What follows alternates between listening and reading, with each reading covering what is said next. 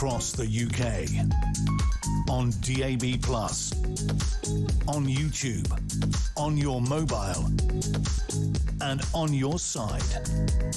This is Talk.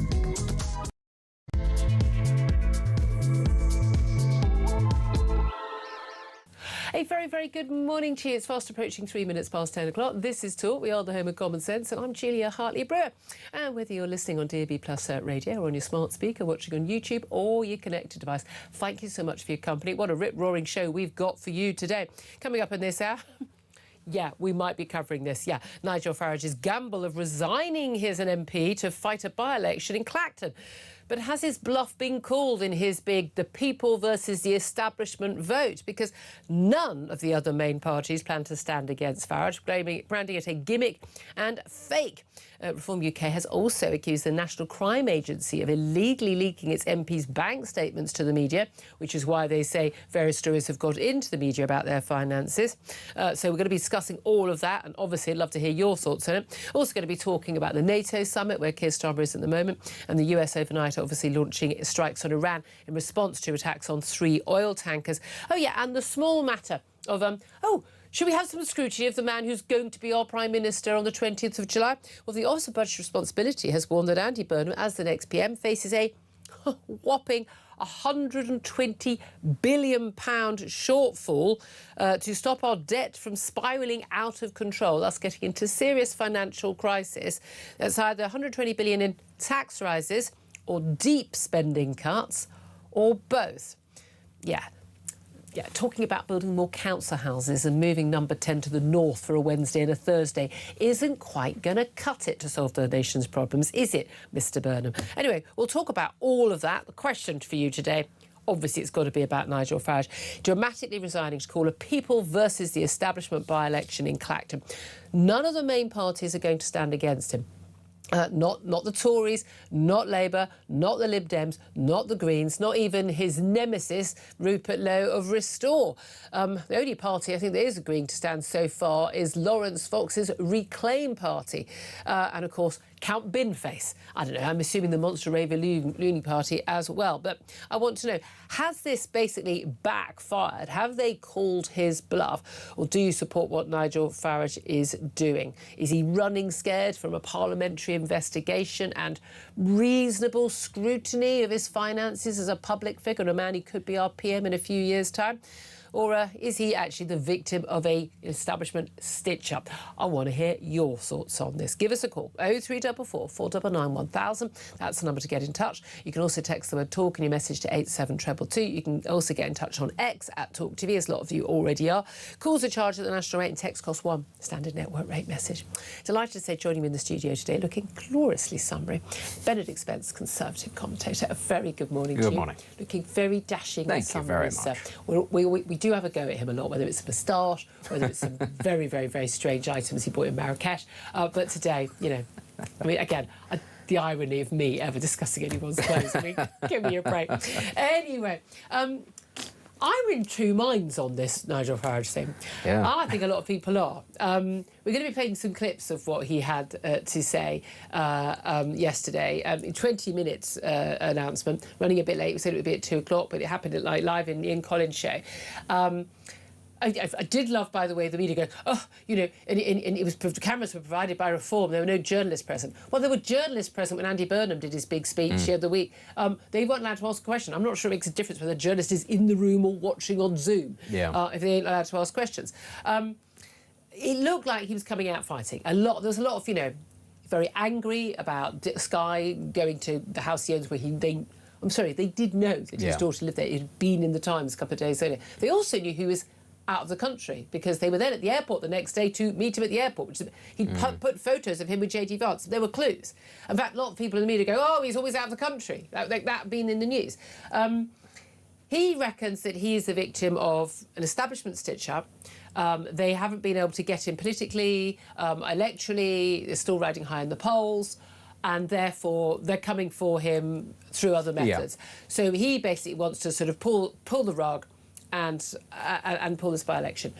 The trouble is, the questions being asked about his finances, in my view, are totally legitimate, totally reasonable. As a voter, as someone who has no axe to grind, quite the opposite with Nigel Farage, I still think he has questions to answer on this. He is facing a double parliamentary investigation on this, and he could, in theory, if they find against him, and if he gets 10-day suspension, face another by-election. Is he just playing games, or has he called, so we could say, the establishment's bluff? Yeah. You say you're in two minds. I'm also in several minds about this, because there are many layers to this. You're right to say that actually scrutiny of somebody's financial affairs, if you're in politics, especially if you're a party leader, is fine. And actually the whole time I've been sort of sat here going, how on earth could he have been so blind that this would have come up at some point? That said, yeah, I do find it really, really very curious that this is coming out at the exact moment that the Labour Party is anointing a new leader, almost without any scrutiny, as you said.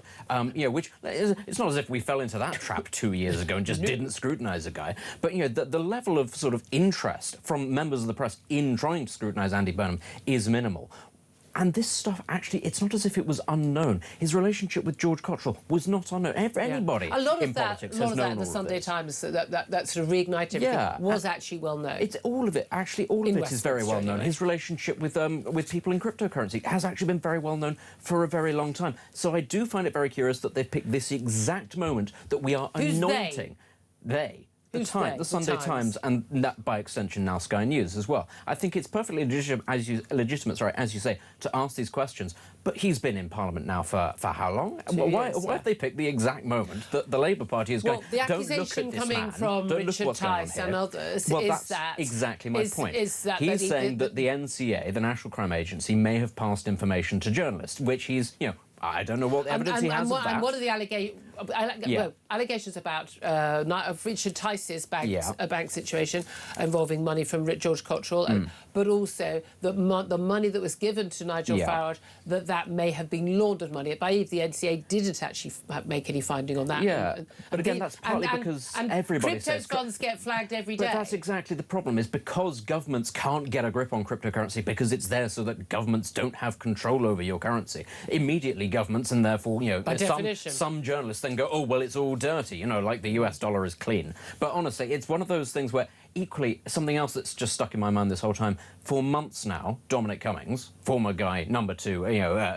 former Prime Minister's right-hand man, has been saying this would happen. He's been saying they won't be able to get Farage on lots of things, so they will go after his money. So for a start, he's known full well that there are questions about Farage's finances, but he's also known about the tactics, and now we are seeing this happening. And this is why I'm sort of sat here going, yes, you can't sit there and go, oh, the journalists are very bad for doing this. But at the same time, as I say, the timing and the methods, they do stink a little bit. And so I can understand why Farage has ignited like this, but I think strategically this was an error, is what I would say. And we'll come to that. Can two things be true at the same time? One, there is a legitimate case to answer regarding who's giving him money and why, and him failing to declare it. I think he could have dealt with all of this by simply declaring all of these things. And two, the establishment will attempt to stitch him up. These things come... Same with the Donald Trump stuff. I think all of the cases against Donald Trump brought by, Democrat-led... I mean, people blatantly openly, State Attorney General were literally people stood on elections. I think a very different system there. It's rather more open and honest. Basically saying, I'm going to take Trump down. And highly political. But nevertheless, I think they were banged to rights in those cases. But again, at the same time, now let's listen to three crucial clips from yesterday. What Nigel Farage had to say. First of all, is when he's talking about why the establishment is out to get him. It seems to me that the establishment have now decided that they can't beat us fairly, so they've chosen to use foul means. Let me be absolutely clear. After the furore and the media pile-on, well, not just the media, the other political parties too. Let me be absolutely clear. I have done nothing wrong. I have not broken the law in any way at all. I have not misused public money. And for the first 2 years of being an MP, my personal MP expenses are zero. Not, of course, that you'll read about that in mainstream media. And yes, of course, Parliament has its rules about how members ought to behave. And I believe I've absolutely obeyed those rules and done so under getting good legal advice. The standard rules are clear. This is what they say. The code applies to members in all aspects of their public life. It does not seek to regulate what members do in their purely personal lives. Now, again, it doesn't, but if there's any cause for any reason, for any reasonable person could think there was a question, question and answer, you are supposed to register. I think Nigel Farage is wrong on this, I really, really do. He then goes on and he's been talking about how, he didn't have any money, well, he had a big career, left that highly lucrative career to run in politics and wanted to make some money. And again, I think we're all very, very happy for him to make some money. But again, these are gifts. Some of this is gifts. I've got no issue with how much GB News pays him or how much a gold company pays him, but these are all gifts. And you talked about this particular gift, the £5 million gift from the Christopher Harper, to say it was given to me on an unconditional basis and I can do with that money exactly as I wish. But he said there is a big reason I'm going to need that money, and it's simply this. Here's what he said. For over 20 years now, I have been subject to constant demonisation by the press. For daring to be outside the consensual view on many issues, I've been attacked again and again. And I am the most physically and verbally attacked public figure or politician of modern times. Yes, you will know of some of the incidents: milkshakes thrown in my face, placards bashed over my head. But let me promise you, you only know about a fraction of the number of times that I've been assaulted. Worse still, she now has broadcasters haranguing her. Sky News were one of them, and when I questioned them on it, they willfully and deliberately lied and said on their channel that they hadn't contacted the family. Well, let me be clear. I will not tolerate intimidation of my family. I will not tolerate the location of where they live being revealed. I will not tolerate any of my family being endangered because of what I choose to do in public life. So yes, you can ask, am I angry?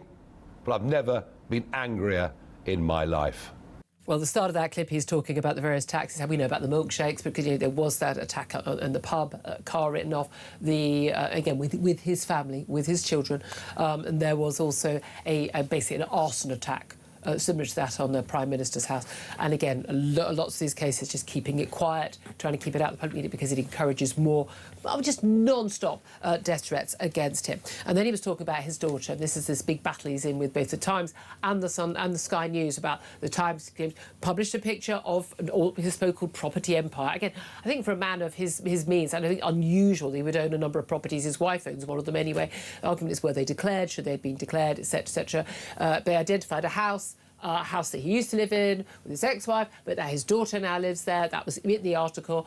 And Sky News went to the house along with other media, and they knocked on the door. They said they didn't actually make contact with his daughter, but they wanted to sort of see, who lived there. But it was already in the paper that his daughter lived there. It was also known, I believe, at the time that he was abroad at the time. Nigel Farage was abroad, so they couldn't perhaps have expected to see him. But, I mean, he's now talking about even boycotting Sky News as a result of that. But at the end of all of this, at the end of everything, this is what Nigel Farage concluded. I've thought about it hard, and I've decided today I will resign as a Member of Parliament for Clacton-on-Sea, thereby forcing a by-election, which would happen, I hope, in short order. No, I've decided that the people of Clacton should be the judges of my actions. This will be a people versus the establishment by-election. It's a chance to stick two fingers up to the entire establishment, to frankly tell them where to go. And that is why I will be putting my name forward to stand in this by-election. I will fight to win. I will fight to continue the political revolution that reform has started. And I would say this to you, the voters of Clacton: if I win, you win. Because if I lose, they win. And we will never, with the two old parties, get the type of fundamental change that we need to fix broken Britain. Now, look, that is punchy stuff. And I was tweeting off, like, oh, he's coming out fighting, he's angry. And as I said on the show yesterday, someone messed with my kid and saying, he's very protective of his children. I'm with him all the way. I can see his anger. There's differing versions of events of that, so, you know, we'll get to the bottom of that. But he says, you know, if I win, realistically, this is a safe Farage seat. The only candidates who are standing against him is Count Binface and Lawrence Fox from the Reclaim Party. You know, realistically, he would win this. Do you think that the other parties are winning this by saying, look, this is going to cost a lot of money, £100,000. You know, this is just a joke. This is a man avoiding scrutiny. If he thought he was going to win the parliamentary standards case, then he wouldn't be doing this. If he, you know, this is him just trying to distract it from everything. He's going to end up looking like a bit of a fool because he is going to be stood on a dais next to a bin, and the bin's natural enemy a fox. So that's what's going to be going on there, and everybody's going to go, ha, look at Nigel, he's done all this for nothing. Because David Davis did this years back when he was Shadow Home Secretary. Yeah, and I don't think it's particularly dignified. But I would also say, if, as our politicians are consistently telling us how sacred democracy is and that it's in danger and this, that and the other, you cannot decide that because you think Nigel Farage is calling a by-election in bad faith, you cannot just say, do you know what, democracy doesn't matter because it's not convenient to me. All the major parties refusing to stand are refusing to give the people of Clacton, A, an alternative choice. They're refusing, B, to put their, you know, case to the electorate, who knows, maybe the electorate have changed their mind, and C, they are refusing, ultimately, to scrutinise Farage themselves, because they're all turning around and saying, oh, well, we're going to stand in the next by-election because there's going to be one, at which point the people of Clacton can turn around and go, what is it you currently know, and what, therefore, are you not prepared to stand on now because it's not convenient? So, on the one hand, Farage is going to look like an idiot. However, I think the people of Clacton, if there is a subsequent by-election, will turn around to all of them and go, you were playing politics just as much as he was. You weren't prepared to give us a choice. All your houses. Yeah, and I just don't think... What I would say here in particular,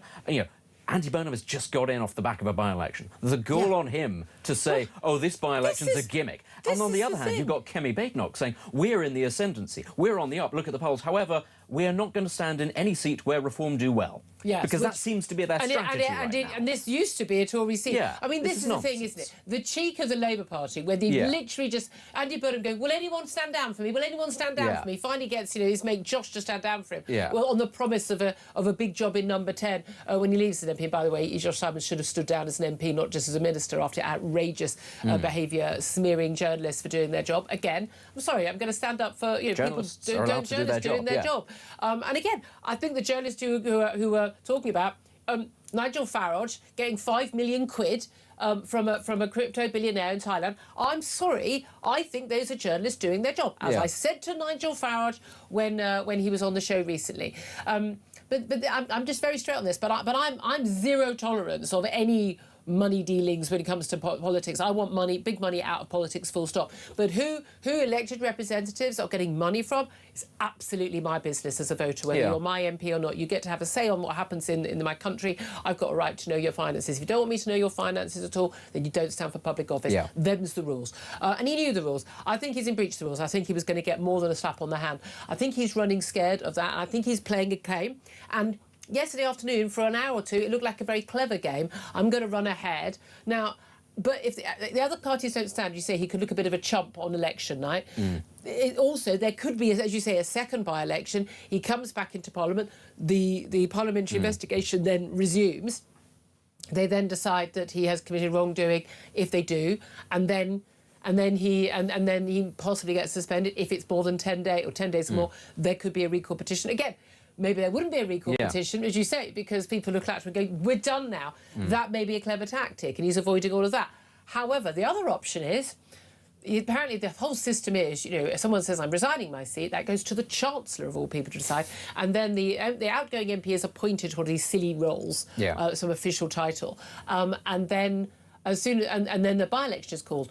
The Chancellor can refuse to call the by-election and say, no, you must remain until the Parliamentary Standards Commissioner has completed his investigations. Now, these things take far too long, and they really should be completed much more quickly. And they should interview the person they're dealing with, or they're investigating, very, very quickly. You know, I mean, it's madness that they don't. He hasn't even been spoken to by the Commissioner yet. So there are very many different options here, and I'm not entirely sure that any of them are actually going to turn out that well. We were hoping to speak to Richard Tice. He was booked onto the show, but apparently everyone's at a meeting. Everyone is miraculously in a meeting now in Reform. I mean, literally, the entire party, until, frankly, I kicked off. Imagine me doing that. I know, we're all surprised. And Sarah Pochin, one of the Reform MPs, has valiantly agreed, and we're very grateful to her to join us on the show in about an hour's time. But I have to say, you know, if you're going to do something like this and then not provide a journalist, I know that Zia Yusuf was on breakfast doing the general media round, but, you know, we would expect to have a Reform voice. You know, you can't boycott everybody, guys, would be my response. I mean, Nigel's going to win this by-election. Yeah, I mean, OK, count. I mean, I say the big. Do you remember Voting count. McVoteface? Do you remember when the British public decided we are going to go after the joke like there's no tomorrow? Yeah. I do love the British people. Do you know what Count actually would? Boneface could be the winner. Do you know what would be the absolute banter outcome? Is Farage wins against Boatface 52-48. That would be the actual best outcome for all concerned. Do you think that this is playing games with democracy from everybody? Yeah, it is. And actually, this is why, you know that I'm a bit cynical. This is why when people talk about the sacredness of democracy in this country, I laugh. Well, because no one in Labour can do that because they try to undermine the biggest democratic vote for anything. They do not believe that democracy is sacred and important. It is convenient when it is convenient, and when it isn't, they don't care. Yeah, so Farage is using this because he thought it would be a clever tactic. I think he's misjudged it slightly. But again, I would say everybody else sitting there going, well, we're not going to play because we don't like the rules that you've set. That looks pretty bad as well. If any of the other parties genuinely thought they could win this by-election, they would absolutely be standing. Their tactics would be completely different. I think we need to be very clear on that. I want to hear your thoughts on this. 0344 499 1000. Again, I think two things can be true at the same time. He is being stitched up by the establishment. I find the way that MPs barrack him when he stands up to ask a question, I mean, it's disrespectful to the voters he represents. Yes. They don't even wait for him to speak. There's all honourable member this nonsense. Yeah. It should absolutely be stopped, and the Speaker needs to get on top of that. That's got to be stopped. Barrack people for what they say. That's no problem at all. You can disagree with him, but I mean, it's basic bullying at school. It really is. Nigel Farage will know a lot about that by all accounts on school days. But you know. It can be an establishment stitch-up, and he has also made a very bad mistake in not declaring any of this money. And he can believe, well, it's personal use. I'm sorry, I don't think that's what most people think, but by all accounts, the polls suggest by 2-1, people are not impressed with this.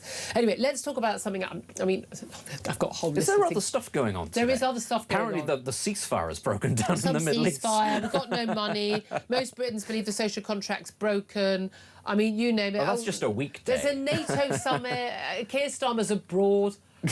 Again, this is just a weekday. Yeah, never hear Keir. But isn't the world a better place with that? So we've got deputy PMQs. I mean, lucky us, again, at midday. But I do want to talk about that. I mean, there were two interesting court cases yesterday. You know, one, of course, was Marine Le Pen.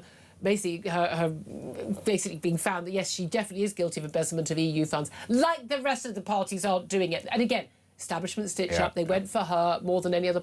I'm sorry, that is no doubt at all in my mind.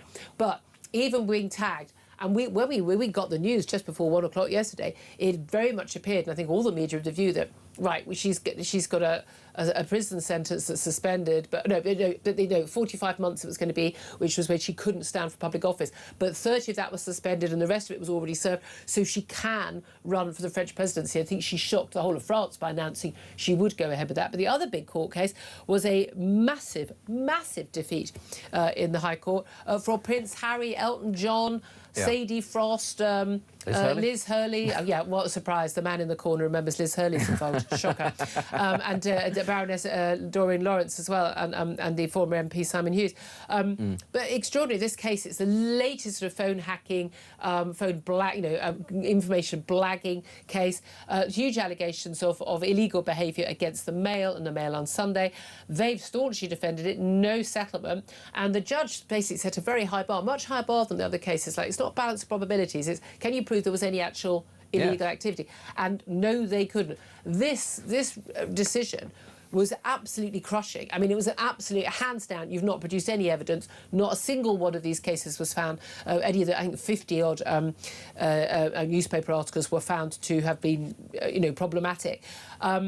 There's going to be another couple of days of court hearings to decide on the costs and the like. Now, but we're looking at, this is extraordinary, 50 million quid in costs on all sides. and likely, obviously, the defendants have to pay for it. They apparently are insured, but this could just sort of end all of these cases at this point. Yeah, just a line on the Marine Le Pen thing. It's very funny to see this kind of stitch-up thing going, this sort of thing. You've got FIFA, you know, being very, very corrupt at the moment, and even they're looking at this going, wow, we aren't that blatant. Exactly. But, you know, when it comes to this particular case, I do think it was right that the bar was raised in terms of the amount of evidence, because you can't actually make these kind of claims and then go, probably happened. Why not? Let's award a huge amount of damages and punish the free press. They simply don't accept that actually an awful lot of your friends and family are selling stories about you. Yeah, people they just gossip. are. Well, I mean, what was the Colleen Rooney story and the Rebecca Vardy? Actually, lots of people are at it because it helps them remain relevant. They keep relationships with journalists and they make a bit of money on the side. Like everybody in those sort of circles. And the journalists are nice to them. But equally, this is a large part of what fame is built on. Spreading stories about each other. Now, when it comes to Prince Harry, when he was a royal prince, I have some sympathy because he didn't have a say until he left. But for the rest of them, you're kind of like, come on, you're celebrities. You literally sold your lives to the press. Yeah, where do you draw the line? Your love life. I mean, again, you're only celebrities because you were on, you know, in the Sun and in the Mail and everywhere. But this is the thing. I mean, look, you know, if there'd been criminal behaviour, I'd be the first to criticise it. I've got no time for it at all. And I think great journalism doesn't require criminal behaviour and should never be using it. But yeah, I mean, I thought it was really interesting. Paul Dacre, who's now the sort of executive editor of the Mail, was the direct editor of the Mail, and I did a few weeks working at the Mail. I mean, it's a hard place to work. That man, I can see the PTSD on your face. I mean, seriously. And they said, "Oh, would you stay?" I went, "God, no." I mean, seriously, at that time under Paul Dacre, I mean, the man. When you say hands-on, I mean he read every word of that paper. He knew exactly what was going on everywhere. But he said, you know, the paper's been completely exonerated. He says he feels sorry for Harry because, you know, and he says the thing is, you know, a lot of this is about Harry and William both feel their mother Diana was hounded to death by the media. Again, it was the paparazzi, and largely foreign paparazzi, by the way, not the British press. The British press were much more contained in what they could do, and did do for that very reason. And actually, a lot of the stories about Diana were put there by herself. Yeah. She was, you know, really close friends with, you know, Richard Kay, the royal correspondent, royal editor of the Mail, and, you know, giving stuff to, you know, Morton and stuff. I mean, so an awful lot of the stories that they feel horrible intrusion were actually placed there by Diana. The whole thing about Prince Harry, I know people don't like him. I don't particularly like him, but I do also I share Paul Dacre's thing. He's Tim Nice but dim. Like whoever it is that advises Prince Harry, somebody needs to have a word with those people. No, they get sacked every 3 months because anyone who says something he doesn't like, then fair enough. I'd love to hear your thoughts on Prince Harry, so give us a call on that 0344 499 1000 if you want to talk about, you know, things like a NATO summit. You're welcome to as well. But lots of your calls coming in about Nigel Farage. As always, I'm late for the break. Give us a call 0344 499 1000. This is Talk.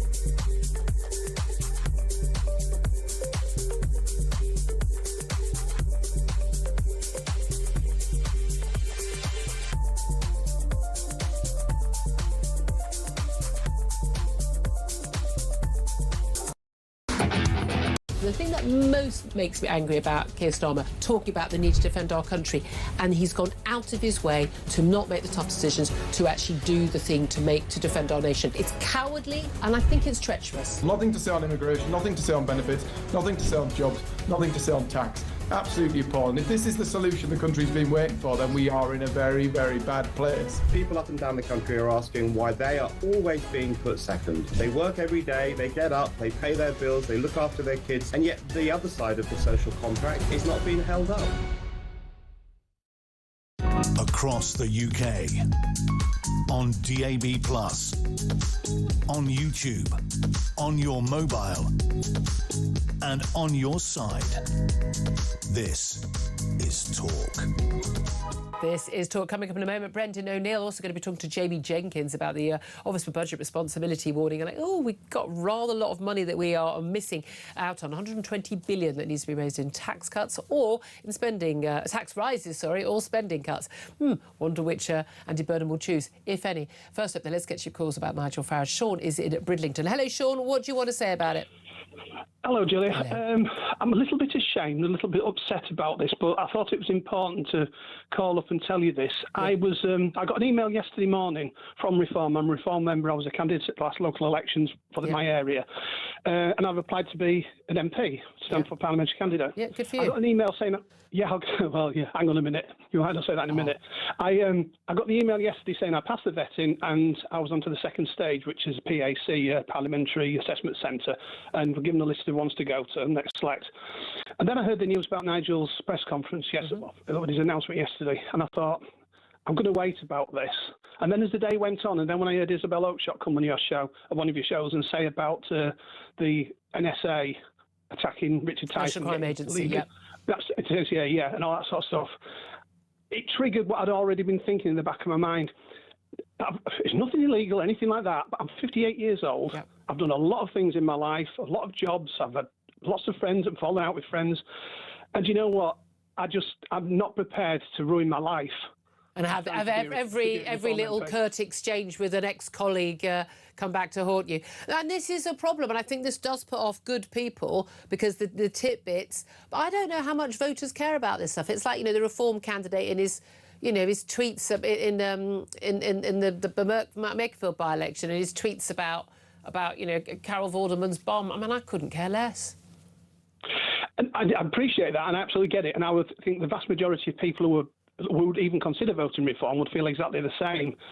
But it's our life. There's just me and my wife. We lost our dog after 13 and a half years. We've not been on holiday for 15 years.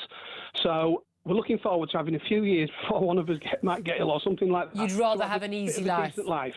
That is interesting, and it's going to put off a good person from entering politics. That's a bad thing. I also thought that, we're losing the dog after he was our life for 13 and a half years. Yeah. I thought that would free me up with the time to get serious about politics. But when I've looked at like you mentioned earlier, about the abuse Nigel gets in the Commons when he stands up to speak, every little thing, I sued a former employee years ago for a very, very justifiable constructive dismissal. But the reasons behind the constructive dismissal, which is why the employer paid me off out of court, I'm sure would come to pass, and that would be embarrassing for me and other people concerned. And then and then one side goes in. Sean, I'm very sorry to hear that, and I do think that is something we need to consider. Sean, appreciate that, and I'm sorry about the loss of a dog. I get. I'm a former dog owner. I get those losses. Appreciate your call. Thomas is in Colwyn Bay. Hi, Thomas. What do you want to say? Hi, Julia. Hi. I just want to preface this by saying my right-wing loyalty card is fully stamped. I'm not like a lib who's just after Nigel because I don't like what he has to say. But this is season 8 of the Farage show, and he's just made it all about himself. And I know that he might feel like the media's just coming after him, but this stuff's important. And I bet he felt very clever when they came up with this idea, but it just looks slippery. Me and my girlfriend, when we watched a thing about this in the Telegraph yesterday, we were just like, come on, really? This is a waste of the people's money, and it's a waste of people's time. Like, I think the other parties have made him look very silly, and like he's got egg on his face now that they've called this by-election and they've just said, get on with it. Yeah, off you go, we're not playing. Yeah, I think that is a worry, and I'm surprised he didn't think that through on the basis of when David Davis did this to his Shadow Home Secretary as Tory MP, this is exactly what happened. Thomas, appreciate that very, very much. We're going to take a quick break. Then we're going to be talking to Spiked Online's Brendan O'Neill about this. This is Talk.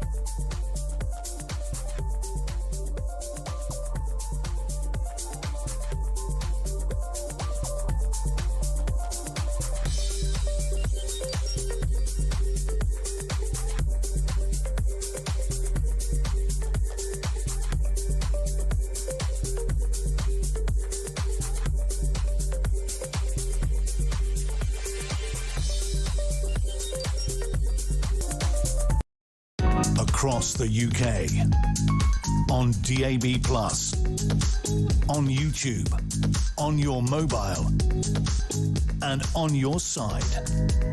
This is Talk. Good morning, welcome back to the show. 10:37 is the time. Let's talk to Brendan O'Neill. He's chief political writer at Spiked Online. Good morning to you. Hi, Julia. I'm very well.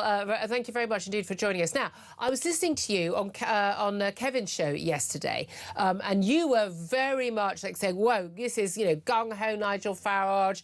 He's really stuck it to him. He's doing well." Have you changed your tune at all, given that we've seen the other political parties go? We're not going to play the game. We're just simply not going to turn up. This by-election is a farce. It's a gimmick. We're not going to stand. He's going to end up standing against Count Binface, Monster Rave-a-Looning Party, and reclaims Lawrence Fox, who obviously would be happy to get all of them on the show. But I mean, is this basically a gimmick that has gone horribly wrong? No, I'm even more firmly in Nigel Farage's corner than I was yesterday, in fact, because I think the other parties have behaved disgracefully. I really do. I think this is actually quite sinister, their refusal to stand in this by-election. By-elections are called for all sorts of reasons. People die, people resign, MPs just get bored. There are always by-elections for various reasons. It is the duty of a party in a democracy to stand in an election. And for these parties to flounce out and say, well, we're not going to demean ourselves with this by-election. We're not going to engage with the people of Clacton. We're not going to try to appeal to the people in that seaside town who might support us. I think it's really outrageous. And this is what people mean when they talk about the uniparty, because this is unprecedented. This is actually far worse than what happened to David Davis, because in his by-election in 2008, only one party pulled out on the basis that it was a stunt. That was the Labour Party. Yeah. The Lib Dems pulled out in an act of solidarity with David Davis. So they actually took the by-election incredibly seriously. What we're seeing now, all the parties pulling out in unison, is unprecedented and anti-democratic. That's a very interesting take. I mean, we were saying a bit earlier, it's a little bit cheeky for the Labour Party to say, so outrageous to call a by-election, totally unnecessary, all the cost. Sorry, do they remember Makerfield? Josh Simons just resigned to give his mate a chance of running for the leadership of the party. I mean, they had 403 MPs to choose from to replace Keir Starmer. Not one of them was good enough. And so they just had a massive big cost to the public and a lot of focus on Makerfield just to get Andy Burnham into the job. So, I mean, they haven't got a leg to stand on there. The thing is here, as I've been saying for the last 40 minutes or so, two things can be true at the same time. The establishment is absolutely running scared of Nigel Farage, terrified of a Reform government or a Reform Tory government getting in, but him having any role at all. They're horrified that he's an MP. For 7 times he stood for the Parliament in Westminster, they threw the kitchen sink at him to stop him from getting in because they were so scared of him. He has proved what a powerhouse he is. He's still at the top of the polls. So is it 250, 300 polls now in a row, putting Reform first? There is absolutely going to be an attempt to undermine him. I wouldn't even be surprised if stuff has been leaked by the National Crime Agency, as has been claimed by Reform of their personal accounts, and that people are out to get him. I don't doubt that at all. However, can it also be true at the same time that he is running scared of a parliamentary investigation into his finances and his failure to obey the rules which are there for us? They're not there for the MPs, they're there for us, the voters, to know who is funding our political representatives, and the registered members of interest is there for a reason, and he failed to declare stuff which, frankly, as I've told him to his face, he should have declared, and he's running scared of proper scrutiny. You're absolutely right. There are two things going on. The first is that Reform still has a few, shall we say, unprofessional ways of organising. It seems to me, anyway. I don't know the ins and outs of these donations, and we all await the judgment of the commissioner, the standards commissioner. My view on Reform is that they have a real obligation to keep themselves squeaky clean. Yes, it was a stupid error. Even more so than the other parties. I mean, they all have to be squeaky clean these days because the media loves a scandal. They're always sniffing around for any kind of scandal, even if it's a large one or a small one. So all parties have to be squeaky clean, but especially Reform, because they know that the establishment is out to get them. So they should have dot all the I's, cross all the T's, be very, very careful indeed. I agree with that. But then the other side of it, which you mentioned there, I am increasingly actually quite scared of the anti-reform movement, because this is what it feels like when an establishment tries to shut down a political party. You know, people are saying that Nigel Farage is paranoid. He has good reason to feel paranoid, because the way in which all parties are now ganging up against him, not only in relation to this by-election in Clacton, but also we saw it in Makerfield. Yeah. We saw the middle-class electorate in Makerfield basically clubbing together to stop reform. But they're allowed to do that. They're allowed to tactically vote. I'd vote tactically in elections all the time. They are absolutely allowed to do that. But what I think we're seeing in the media, in the political establishment, and among sections of the electorate where I have less of a problem with it, people can cast their votes freely, but we are seeing the emergence of a massive uniparty called basically Stop Reform. Yeah. And I am worried that there is this effort to thwart populism in this country, to make sure that no populist ideas in relation to the crisis at the borders or net zero or any of the other policies that people are angry about, there is a movement to stop that. Now, some of it is legitimately enacted. People can vote however they please, but some of it I find more sinister. I think the media obsession with the reform has crossed the line into just insanity. I think the political parties behaviour in Clacton is obscene. And I think there is this attempt by all comers to stop reform, and that worries me. Yeah, absolutely. I do agree with you on that, but I also think, you know, because they know that's happening, they need to be whiter than white, need to be more careful. There's no doubt at all, you know, with the civil service, we know that if you actually had meetings, union meetings about how we'd stop reform doing what they want to in government. I mean, again, everyone involved in that should be sacked on the spot just for having that meeting. I mean, it's simply a massive, massive lack of impartiality there.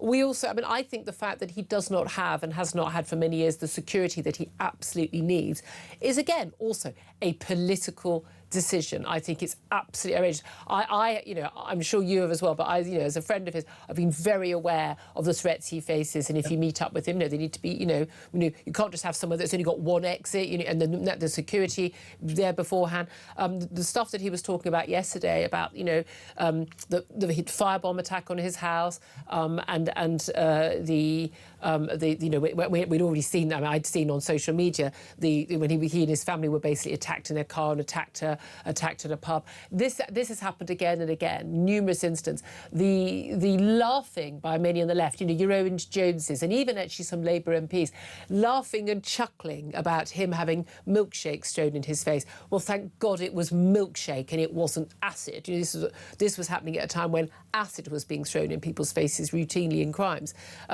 Their lax attitude to his safety, really quite terrifying. And in the wake of, and he mentioned it himself, Charlie Kirk, the right-wing influencer in America, being murdered, you can understand his absolute concern. You know, the attempts on Donald Trump's life. Again, the fact that the authorities don't seem to take the attacks on him seriously at the same time as the outcry and debates in Parliament if someone says a naughty word to a female Labour MP and then they all lose their minds. Absolutely right. There is this attempt to wear Farage down, to drive him out of politics, to just make him lose his mettle and his confidence and to say, get out of politics, you're not wanted. That's really sinister, you know. And I think that the milkshake throwers and the people who've hit him on the head with the placards and the people who've issued death threats against him, he very frequently gets death threats, I see them as the kind of militant wing of this establishment attempt to drive him away from politics, to thwart reform, to thwart the threat of populism. I think that's what's happening. And, you know, people can like Farage or dislike Farage. That's their business. But it's just unfair and unjust, and I would say undemocratic, to try to use all these various methods to drive someone out of politics because you don't like what he says and you don't like the fact that he is reflecting a huge swath of public opinion. That's really what this is about. They want to get rid of Farage so that ordinary working class people, Brexiteers, people in the North, people in the Midlands, people in Wales, so that people like that won't have someone to vote for. That's what this is about. Do you think this has echoes of what's happened to Trump? Although I thought all those cases were banged to rights, I'm afraid, against him. But no, 100%, they were also politically motivated. Democratic, you know, attorneys general basically saying, you know, I've got elected on an anti-Trump platform and now I'm going to go after Trump. I mean, they're rather more open and blatant about it in the States, aren't they? And Donald Trump has returned the favour both times he's been in office. So, you know, I don't think he's got much to complain about. But that attempt to go after him through the courts to stop him from being a credible candidate, although he could, even if he'd been behind bars, could have still run for the presidency and probably would have won it. But that basically backfired horrifically for the Democrats in terms of the support for Donald Trump. Hence, we have President Trump again. But also what's been happening to Marine Le Pen, where the courts decided to massively go for Le Pen and her Rally National, because they've been embezzling funds from the EU. Every single political party in the EU is paying their political staff pretending they're doing EU business. This is well known. EU corruption is off the scale. But no, there's only one party they go for.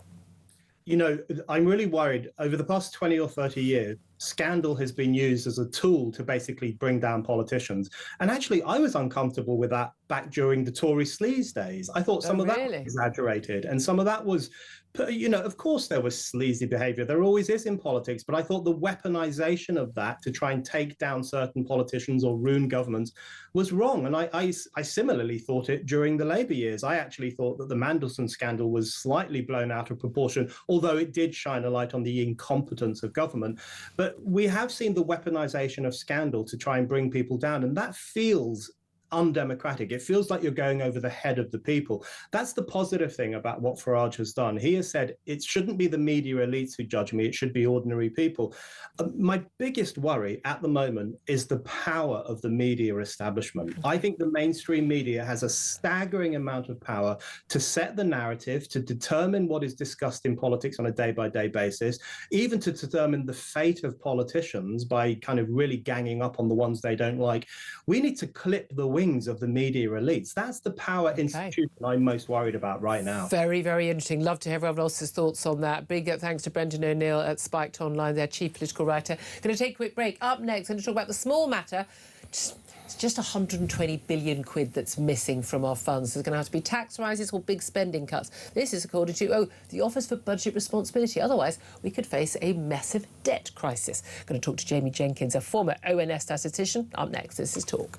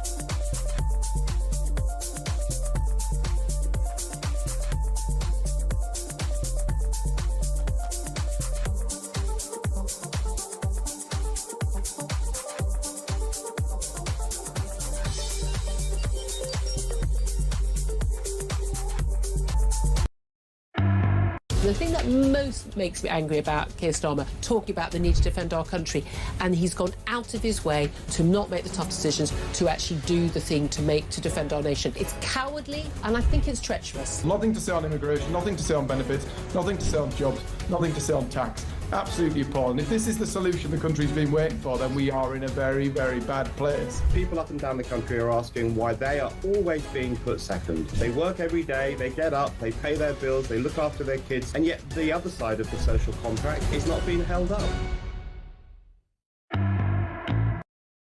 Across the UK, on DAB+, on YouTube, on your mobile, and on your side. This is Talk.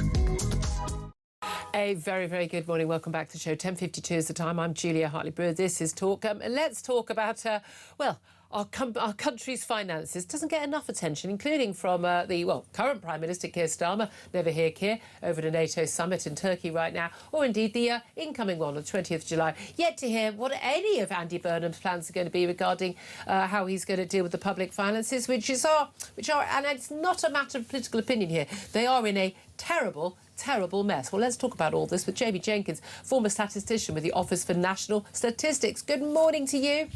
Morning, Julia. We might have to have a whip round to stop paying some of this debt down. Well, I think we are, aren't we? I mean, look, first of all, how big is our debt? And tell us, what has the Office for Budget Responsibility, the independent body hired by the government to sort of keep an eye on finances, what have they had to say today?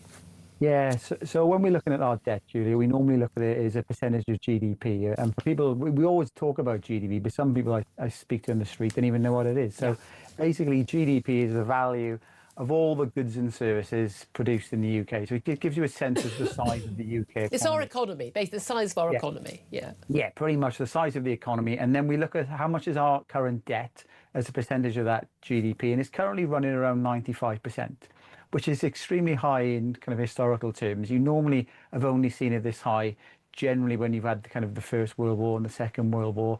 Yeah. And remarkably, what we've seen over the last 2 decades, Julia, is experienced one of the largest increases across the developed world in relation to the G7. And so this isn't just a problem of, say, the last couple of years. It's not just lockdown related. No, it's not just lockdown. And Rachel Reeves herself, Julia, she's borrowed £274 billion since the general election. Staggering amounts of money. Quite a lot. But it's basically, this is us living beyond our means. We are just basically, we're living on payday loan. I mean, given the rate of interest we're paying on a lot of that debt, paying more than 110 billion every year just on the interest, not even paying off the debt. But basically, we're basically dealing with a payday lender who's going to come round with the tattoos going, it's time to pay up any moment now, right? Yeah, so the debt's approaching £3 trillion, and if you just take May alone, so you talked 110 billion. That's kind of our annual debt payment. So it's a bit like, yeah, you owe money. They come back to you and say, you owe us money, and you've got to pay us back some of the interest that you've got. You can't afford this. You keep borrowing money. We're in this spiral of borrowing more and more money. We're borrowing to pay the debt, which is again payday lender stuff. So the Office of Budget Responsibility, they have said that our finances, our public finances, are on an unsustainable path because we keep doing this. And the figure they've given, and again, £120 billion, they basically say, is what is going to have to sort of come off the borrowing or come off the spending, or a combination of the two, for us to get even vaguely back on track and not end up, what, are we talking about 1970s territory, going cap in hand to the IMF asking for a bailout? Well, it could be worse. So they're just talking about we might need to put taxes up or cut spending to keep the public sector debt as 95% of GDP. They've done some projections, obviously modelling, you get different numbers, but they've done projections, Julia, that shows in the next 50 years, it could get up to 300% of GDP, just looking at the current fiscal path. But at that point, people, I mean, the bond markets, they don't want to buy our debt, surely, at that point, because they'll worry that we're not going to be able to pay it back. No, clearly, and the UK's got that baked into its interest rate at the moment, in the fact that we've got such high levels of debt, we don't seem to have it under control. You're right to say Burnham hasn't come out to say what he's planning on doing, and what the government's doing, Julia, is it's taxing us more but continuing to spend more. We've had data out this morning on the 2-child cap benefit being lifted. That's another £2 billion going there. That's going to rise to £3 billion by 2030-31. And the remarkable there's basically 500,000 households are now getting, and again, it's what, £3,500 extra a year for each child over 2 that they over the first 2 they have, because they're not working or not working hard enough, and that's why they need the money. I mean, that's why. And that is the problem. We've been asked to fund more and more family decisions. I'm a believer that you should pay for your own children. We do give some. Jamie, that will never catch on. You fascist.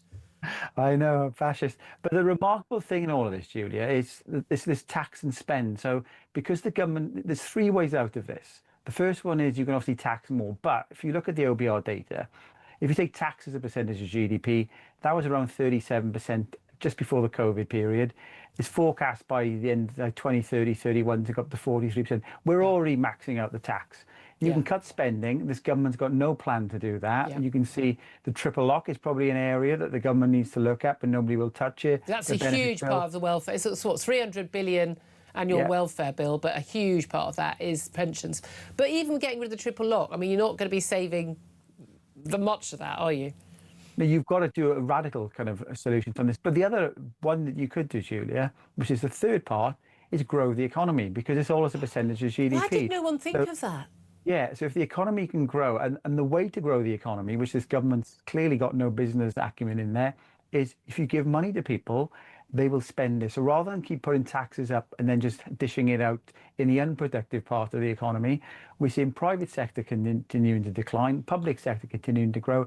If you want to grow the tax base, you've got to grow the economy, and that's what the government needs to do. So, I think so not taxing employers for hiring more staff, and not penalising people, and not perhaps thinking, as Andy Burnham apparently does, that moving number 10 on a Wednesday and a Thursday to Manchester and building more council houses with what labour I don't know and what materials I don't know is the answer to the economic woes of this country. And we've seen nothing from him yet. I mean, we don't even who his Chancellor's going to be. God forbid it's Ed Miliband, who's with the net zero agenda, is, I mean, absolutely stifling any chance of growth in this country. You can't do AI, you can't bring back manufacturing jobs, you can't do anything if you've got the most expensive energy in the industrialised world by a long way. I mean, there is no plan. There's been no plan for the last 2 years. Morgan Sweeney's already admitted that, I think, in the last week. There's been no plan for the last 2 years.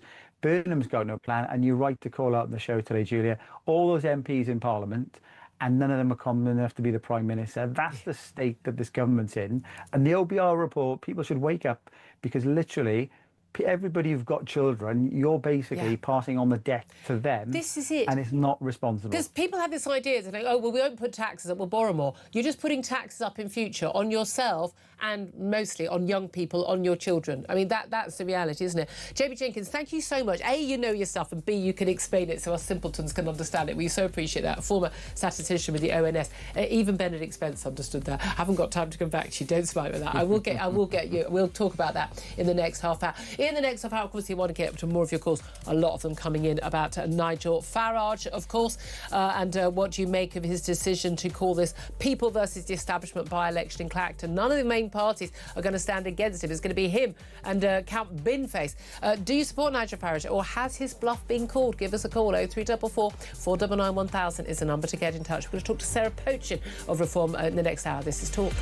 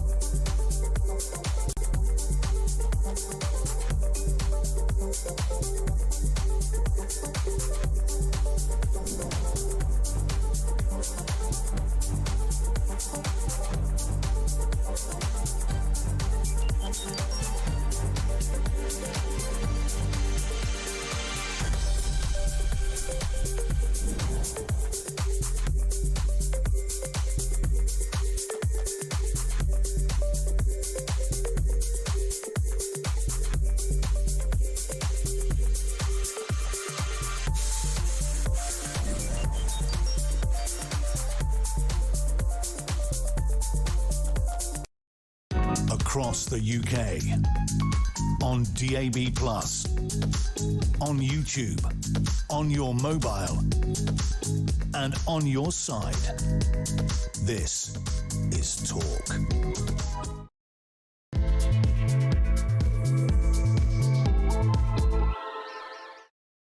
Good morning, welcome back to the show. It's just approaching 3 minutes past 11 o'clock. This is Talk, the home of common sense with me, Julia Hartley-Brewer. And whether you're listening on DAB Plus Radio or your smart speaker, watching on YouTube or your connected device, thank you so much for your company.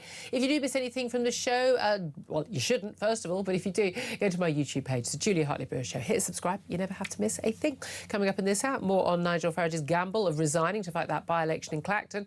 None of the other main parties plan to stand against him, branding it a gimmick and fake. Has his bluff been called? Love to hear your thoughts on that. Give us a call on 0344 499 1000. That's the number to get in touch. Message us on at Talk TV on X, or you can text us on 87222. Calls are charged. The national rate. Text costs one standard network rate message.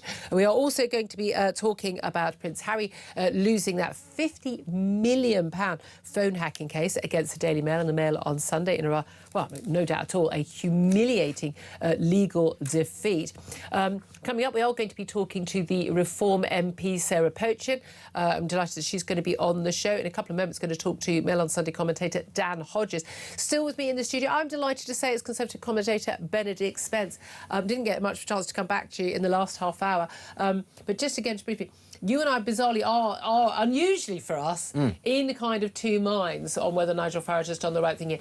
Do you think that he thought that when he called this by-election that the other parties would stand and then he could, or has his bluff been called and actually he didn't realise, this looks like a good idea. The trouble is, this is exactly what happened to David Davis when he did this way back when. I think he thought at least one party would take the bait. And you'd have to be sat there thinking, right, Restore exists to take chunks out of Reform, so surely they would stand. The Greens, they're dipping a little bit in the polls. They're not quite, as shiny as they were. They need something to boost themselves. You'd think maybe they'd come have a go at Nigel Farage. Even if Labour stepped aside, in many ways that might encourage the Greens more so to do it. Ed Davey can't stop talking about Nigel Farage. You'd think he'd love the opportunity to take a pot shot. And we're always being told now, increasingly, the Tories, they're rising in the polls. They're on the comeback trail. Surely at some point they have to actually try in a by-election that Reform poll very well in, and yet nobody has. And the problem with all of that is, I would say, if Farage then turns around and says it's an establishment stitch-up, it does rather look as if they are all in cahoots. That's not great. The Uni Party, well, we're going to put all this to Dan Hodges. First of all, I just want to play just a clip, the final words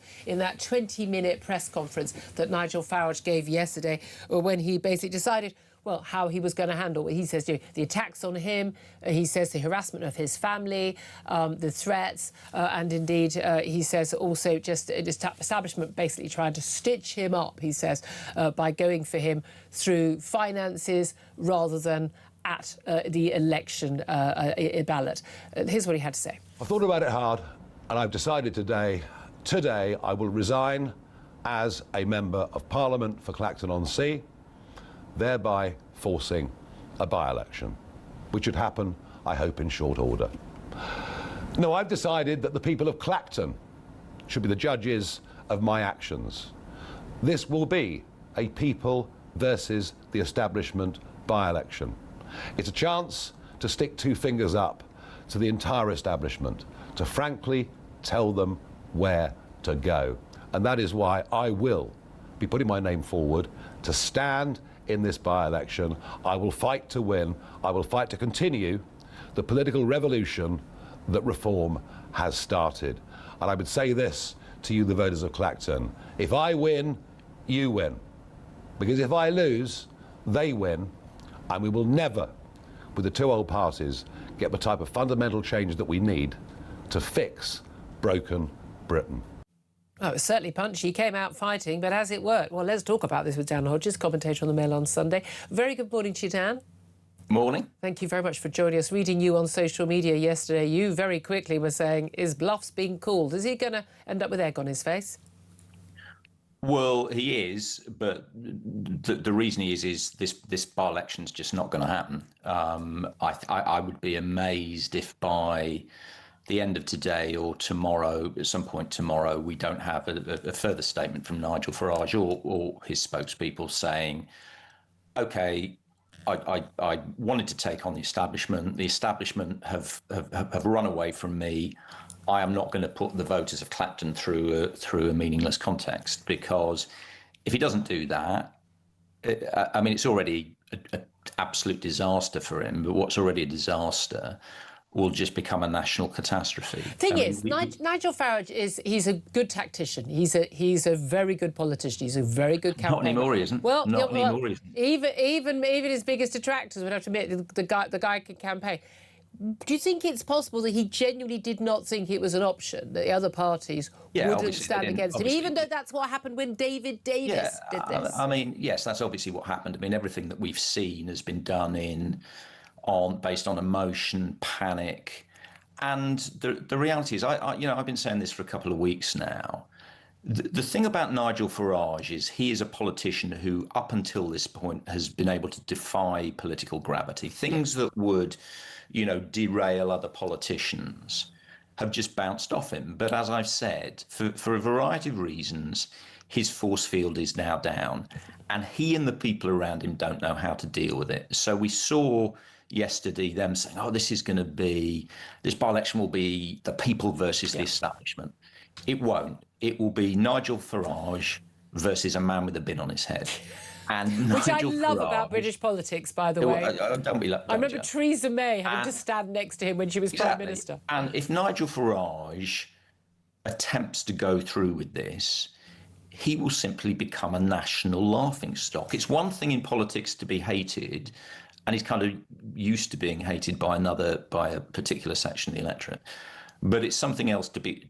Okay, so you think he's going to back down? The other option, of course, he's going to have to. There's absolutely. Well, the Reclaim, Lawrence Fox Reclaim says he'll stand moderate over Looney Party. I'm sure. But there won't be a by-election. I mean, it's just not going to happen. Nigel won't resign. There is another option, which is, of course, that the government. It's up to the Chancellor officially through the parliamentary procedures that he has to resign. Are you joking? The Labour Party are rubbing their hands. Okay, but there is an option. There is an option where the Chancellor, as she still is, Rachel Reid, could actually say, no, I'm not going to appoint you to one of these silly, Let me finish. I keep seeing this line. But my audience may not know about this line, Dan, so stop interrupting. This Bainwick of whatever it is. There's some silly ancient titles that you get appointed to, and then a by-election is called, it could be held in August. I mean, for a start, by-elections in August. Sorry, mate, I'm on the beach, I'm busy, was what a lot of people in Clacton may well say anyway. But crucially, they could just say, look, you can't resign in the middle of an investigation by the Parliamentary Commissioner. We only had an election 2 years ago. It's a waste of public money. We may get a by-election. I mean, there could be no by-election for whichever reason, your reason or this other reason, or there could be 2 by-elections because he could have a by-election, get re-elected. Parliamentary standards investigation continues. If he has found any wrongdoing over these various donations from his mates, and then he gets a 10-day suspension, there could be a recall of Parliament. He could be recalled in a vote, and then he has to stand again. Let's deal with all those. Yeah. This line that's being put about, and I understand it's kind of being put about by some of Nigel Farage's supporters to again try and say, the establishment are going to try and block him. Trust me, the Labour Party, the Tories, the Lib Dems, they are. I mean, literally, I've been speaking to Labour MPs and Tory MPs this morning. They're breaking out the champagne at this. They just cannot wait for this to happen. So that is not going to happen. Now, the thing that is that you do touch on, this is another reason why Nigel Farage is going to have to just do a reverse ferret on this, because he thought the whole scenario was he would fight the by-election against the establishment. He would win. Then he knows full well he's going to be found guilty by the Standards Committee. Yeah, he wouldn't have done this if he thought he was going to be cleared. That will trigger another by-election. It's why he's done it in the first place. If he thought he'd be cleared, then we wouldn't be having any of this. He knows he's banged to rights and he's going to be done by the Standards Commission. There's then going to be a second by-election. Now, his message originally was going to be, you've told them once, you've told them twice, tell them again. Yeah. What's he going to do now? He's going to turn around and say, you've told Count Binface once, tell Count Binface again. It's just, the whole thing's a farce. No, I think farce is the word it has come down to. You mentioned earlier, you were saying about this as being sort of ruled by emotion, and there's no doubt at all. He is very angry and very upset, not at his treatment. He's used to that. Water off a duck's back, the threats, goodness knows what. But like most people, you come for people's kids, they feel very differently. I can tell you, even in my own personal life, when someone has come for my kid, I'm telling you, they thought better of it afterwards. No. There isn't a senior politician in this country that hasn't on one day had a journalist knock on their door, or a door of a member of their family. I've experienced it myself. Your mother, of course, was a Labour MP. This is not what this is about. This is not because a producer on Sky last week knocked on the door of a house Nigel Farage owns that a family member was at. When they knew he was abroad and they knew he didn't live there. No. They knew he was abroad. He was very public. He posted pictures of J.D. Vance. They knew he was abroad and they knew he didn't live there. It'd been in the Times the day earlier. Look, it wasn't as was presented just Sky. It was part of the pool. Yeah. They were trying to contact Nigel Farage himself. We were told, he's got a mobile phone. Look, just hang on a second. We were told this harassment had occurred. You have literally, you in your career will stood on doorsteps. Done a knock like that. The point is that is a perfectly legitimate journalistic practice. Not if you know that's not where the politician lives. The children of politicians are off limits. You know that. I know that. Everyone knows that. Look, they were trying to find out and do an interview with Nigel Farage. They knew Nigel Farage was abroad. If you want to do an interview with Nigel Farage, you call him on his mobile. That's why when they knocked and he wasn't there, they went away.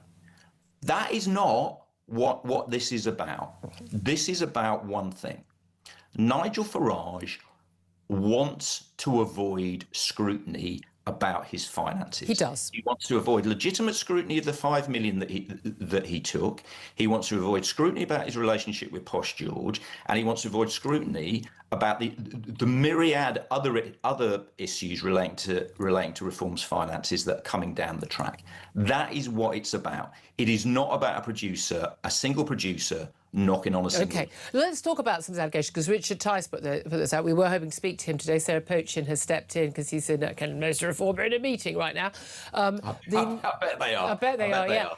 The National Crime Agency, he says, is they believe is the body who of course denied that they have been leaking bank statements. They're saying that information that's got into the public domain was only known to themselves and to the National Crime Agency. The donation, the 5 million quid that got handed by Christopher Holborn in cash to Nigel Farage at the beginning of 2024, that had been flagged as possibly was it laundered money. Now, I mean, I've got to be honest with you. I've had some money sort of changing hands between family members, and you get the amount of phone calls from the bank. The most, even you've got the same surname, and it's just money for a loan for a property. I mean, literally, banks all over it. Always, well, what's this money for? Who's doing what? 5 million quid coming from overseas to someone's personal bank account. You're damn right that's going to get flagged. But if that information has got into the public domain because stuff is being leaked from the National Crime Agency, as has been alleged, that is very serious stuff. This ties into the whole establishment stitch-up line, which Nigel Farage is pushing. It doesn't tie into the establishment stitch-up at all. It's good journalism by the Guardian. Guardian have clearly got good sources. But if your sources are using criminally obtained information, there's also the rules about that, aren't there? Well, if there's public interest defence, but... If that's what's happened, there'll be a criminal... And again, it's an if. We're not... we're not alleging that. If you want to allege that the Guardian journalists have... I am not alleging that. I'm saying... I'm not going there. Yes.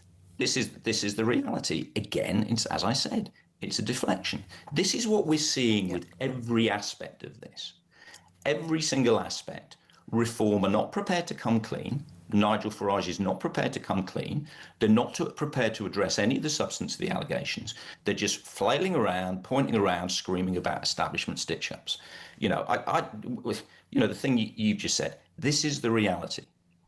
Ordinary people, ordinary politicians do not get £5 million suddenly given a point I made to Nigel Farage. By a Thai crypto billionaire, fail to declare it, then get that donation flagged to the National Crime Agency, and then turn around.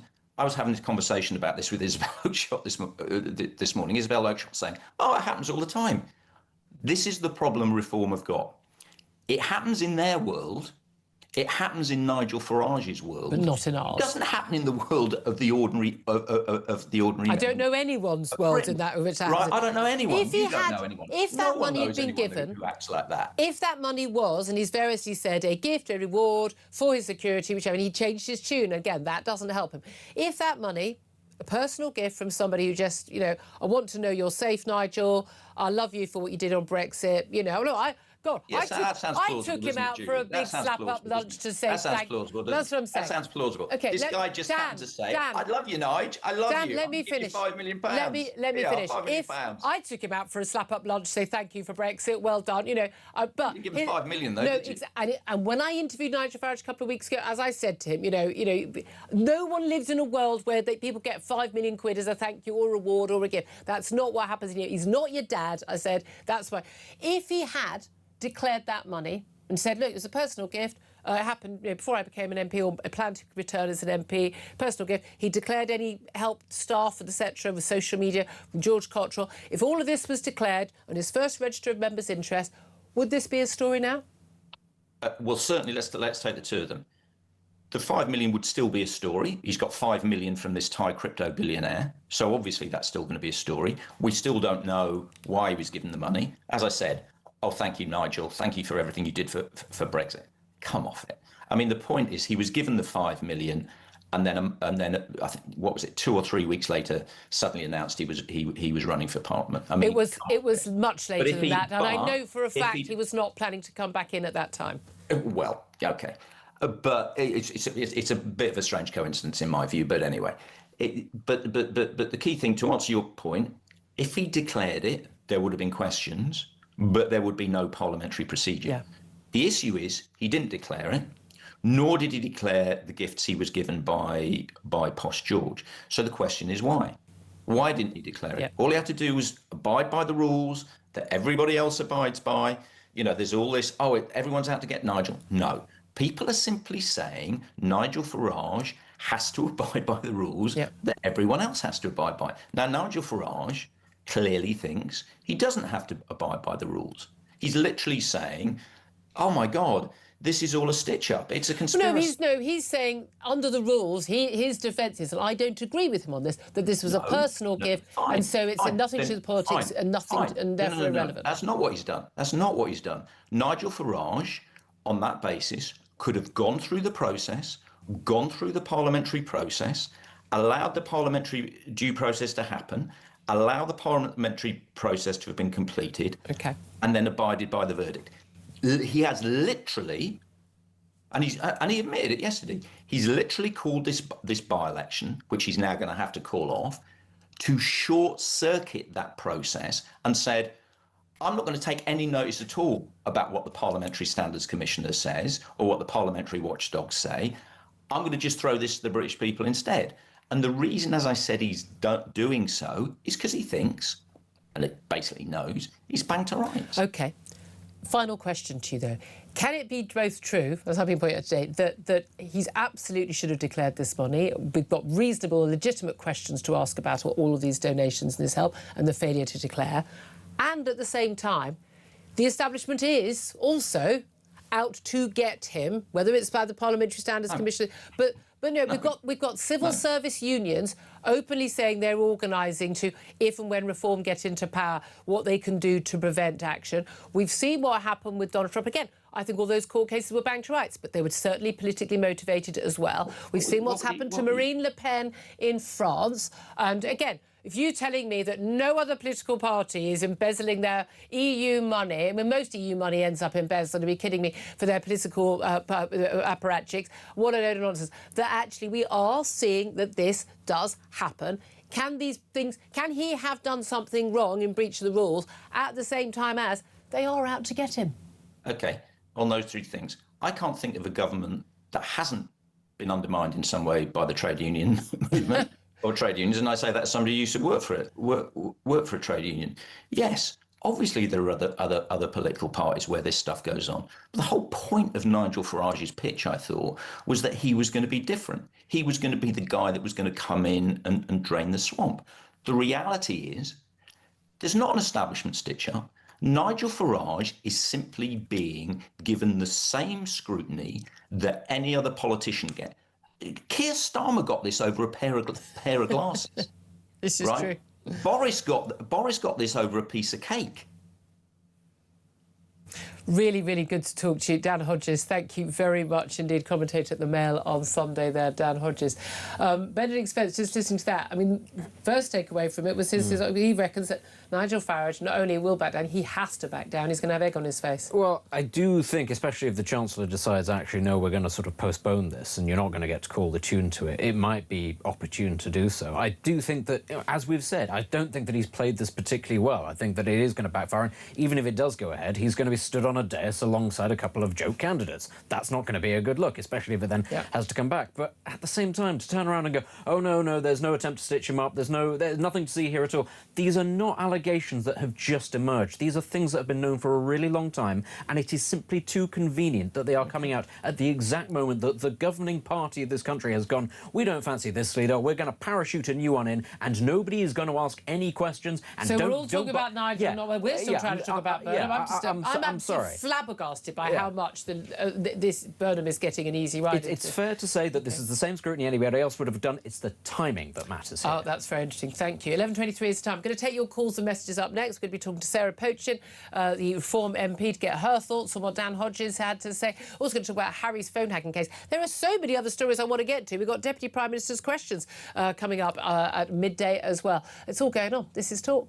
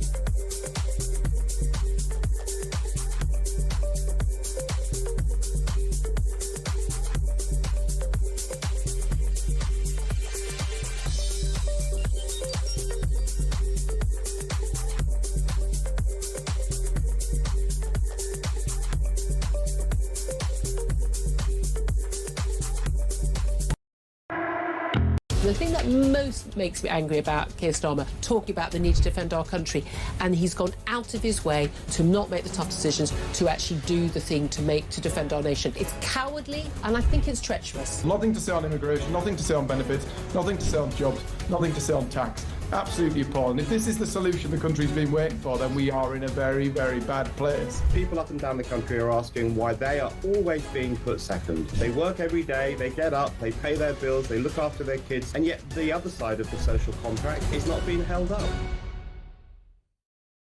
Across the UK, on DAB+, on YouTube, on your mobile, and on your side. This is Talk. Good morning, welcome back. Well, I mean, we do want to get lots of other topics, but goodness me, the phone line's absolutely packed with you wanted to have your say on Nigel Farage. We'll get straight to those calls right now. 0344 499 1000 is the number to call. Martin is in London. Hello, Martin. Morning, Julia. How are you? Very well indeed. What do you want to say? And in particular, do you think that Dan Hodges is right, that Nigel Farage will need to back down and call off his by-election? No, I don't. Personally, I wouldn't have called the by-election. I would have used that slot he had at 2 o'clock yesterday to just unleash a tirade on most of the media. I'd have used it for that. But he's done what he's done. But I think what we're seeing now is, without a shadow of doubt, a witch hunt. There's no doubt in my mind now. We're now starting to see people in the media that are Labour and Tory mouthpieces now, even people that I used to respect. I shouldn't name people from other networks, but people like Nick Ferrari that I always admired, even he's joining in on the witch hunt now. It's just non-stop, every day. And when you start seeing stories in the press about the National Crime Agency allegedly leaking details about Nigel and Richard's bank details, along with the fact that Nigel got debanked, you start to think that there is actually an ulterior motive Well, this is the thing, because it's interesting. Dan Hodges saying, "Oh, there's no establishment that sits sharp." I mean, we look about like what's happened in France, what's happened in America. We look at the civil service unions planning stuff, the debanking, other allegations. I have to say, I find it very hard to believe that anyone can think that the establishment wouldn't be desperate to get rid of him. Absolutely. You saw what happened in America with Donald Trump. Now, some of that with Donald Trump was his own fault. But we saw, for all of us to see what they did in America to him, where they used everything that they possibly could to destroy him. As he also did in his first term to his enemies and is doing right now. I agree. And politics is very polarised, much more over there than it is here. But it is very clear what's happening, even with this by-election, that the other parties are not going to field candidates. The reason they're not going to field candidates is because they can't beat Nigel Farage in Clacton. That's what if they seriously thought they could win against him, they would be throwing everything. Bearing in mind, he stood for election 8 times and 7 times every other party through everything. And they did tactical voting. They did everything they could to make sure he never got in. OK, so here's the thing. I believe that there is an attempt at establishment discharge, but I also think he was wrong. I'm not happy with accepting this £5 million. I'm not happy about that. I don't mind the George Cottrell stuff. That money, that's fine. But people have got, spent convictions. That's, that's between them. And that's a friendship. I get that. He's a long-standing Brexiteer. But you've got to declare stuff. Those are the rules. As a voter, I've got a right to know who's giving money to people who make laws that affect me. I've got a right. It's not, as Nigel Farage said to me in an interview, he goes, it's none of your business.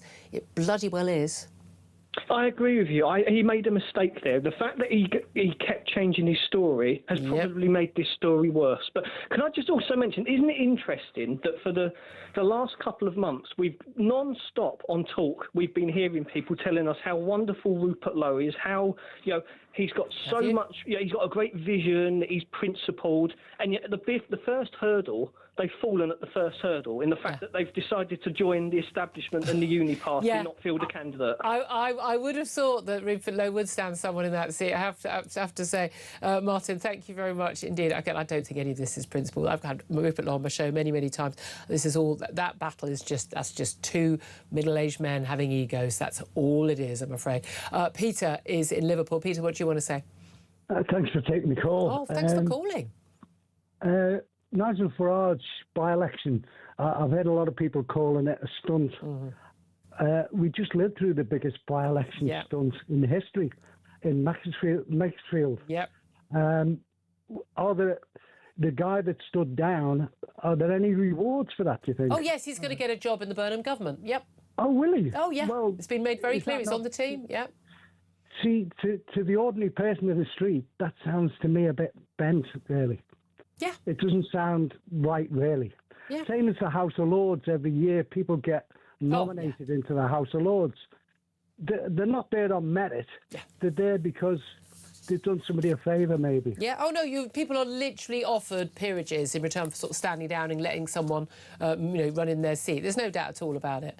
Benedict and I are just waiting for our offers, aren't we? Yeah, absolutely. I've heard people saying about Kemi Badenoch. Yeah. How they've turned off Nigel Farage and they're going to vote for Kemi Badenoch. Did he not realise that Kemi Badenoch's siding now with the worst Prime Minister in history, Keir Starmer? Oh, that's interesting. She's standing alongside someone like that. Now, to me, she was in government for 14 years. She went along with everything. And it just shows to me exactly what the Tories are. Still the same old Tory party. Very interesting. And the Reform Party should never go near them. Right, very, very interesting. Thank you very much indeed, Peter. That take. Quick response from Benedict Spence. Yeah, that point, Kemi Badenoch doing very well in the polls, and lots of Tories seem to think that means that there's a renaissance. I think that she is doing really well. Yeah. Actually, I think she's proven a lot of people wrong. If the Tories actually believe that people have forgiven them for the last 14 years, they're out of their minds. But lots of former Tory MPs, former being the key word there, are always up in my responses on social media telling me that I'm wrong and that they are on the up. I'm sure they're right. We shall see. Right, coming up, we're going to take a quick break. Then we're going to be hearing from Reform UK MP Sarah Pochin. Stay tuned for that. This is Talk.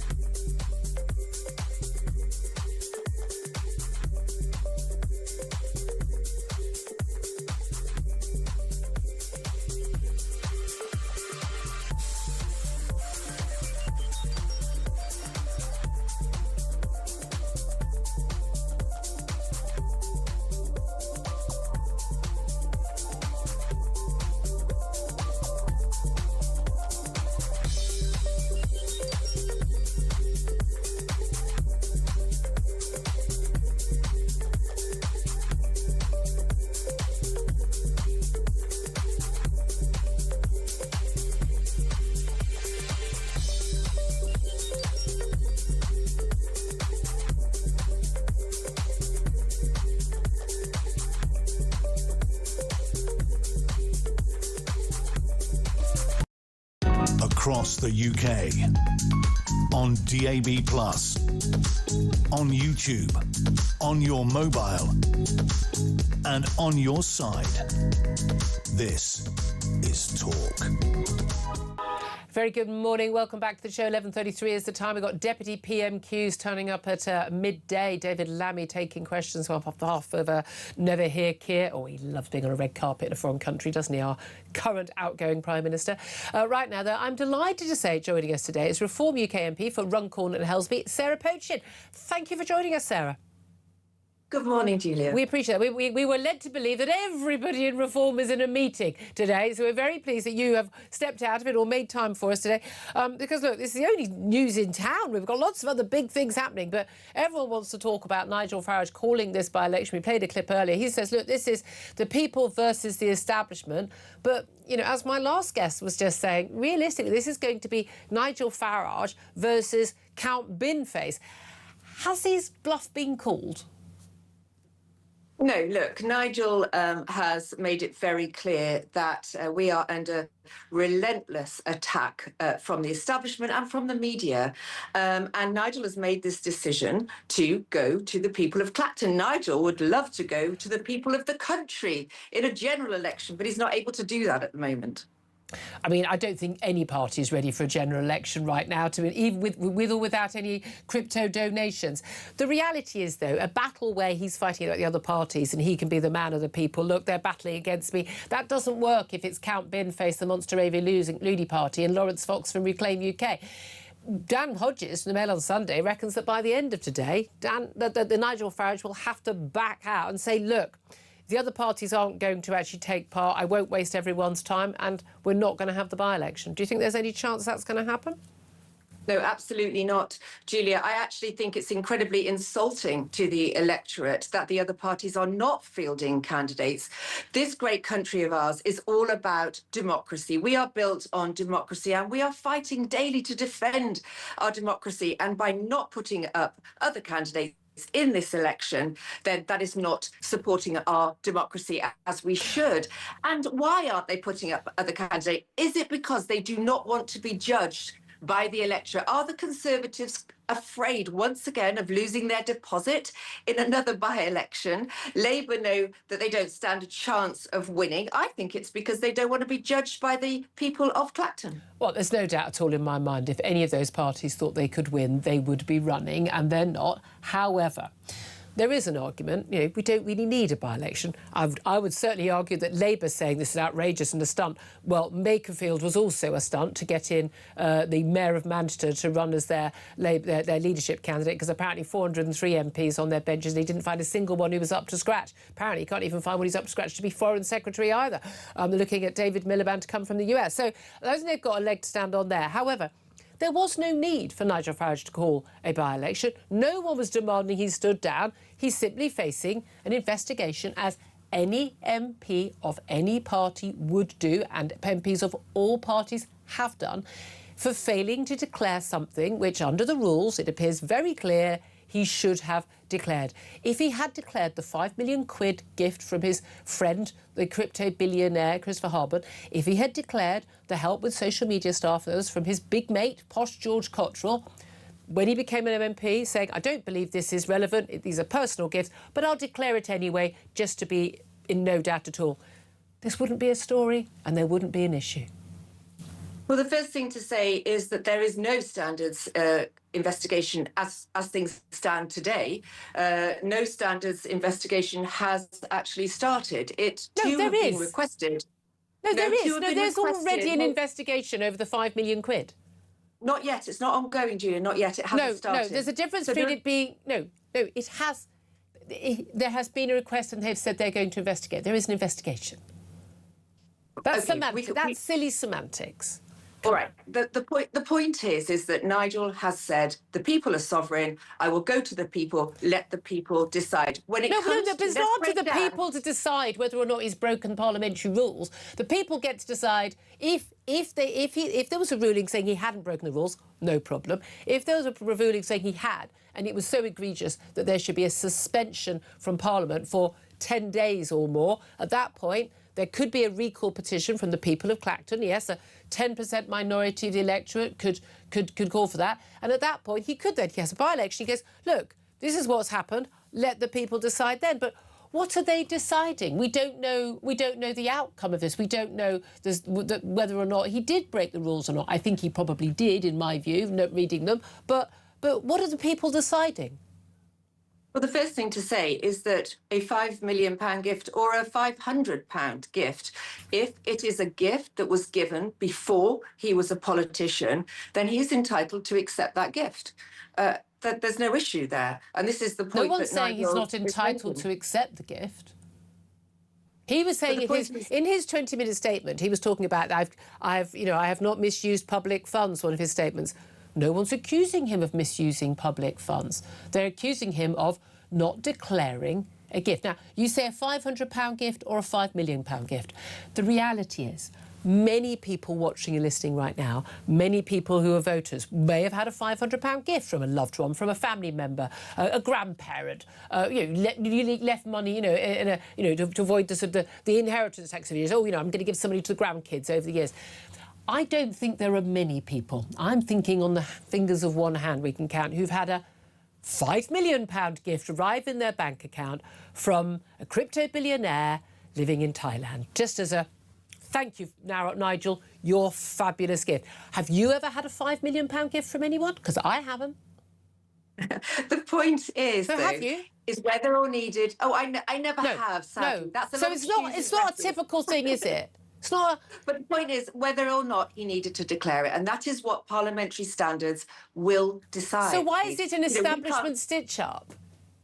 If they're simply investigating and they're going to decide, what's the stitch-up about? The establishment stitch-up is so much bigger than that. It's about this government trying to stop democracy through cancelling local elections. Yep. Reform took the government to court, to the High Court, a week before the ruling. It was settled, and the local elections were reinstated. That's one example. Only this week in the chamber, I think it was Monday, I found myself talking about the attempt, and in fact they will push it through by the government, to stop foreign donations to UK political parties. Now, that's fine, but what about the £4 million that the Labour Party took from the Cayman Islands offshore fund? Does that apply? And so they're trying the establishment is trying every which way it can to stop the march of reform, because they are terrified of reform. I agree with you. The civil service are plotting, if you guys get into power, how they'll stop what you do. I think it's a political decision for Nigel Farage not to have had all these years the security that I think he needs. I think he'd been a Labour politician, they'd have been given it. Or a Tory. I believe, yes, there is absolutely an establishment stitch-up, and many in the media class, because I work among these people, I know how they feel about it. However, wouldn't that be an argument to be as squeaky clean, as white as you could possibly be, and to not take money from any questionable source, and/or, if you do, declare it and obey the rules, so that they can't stitch you up?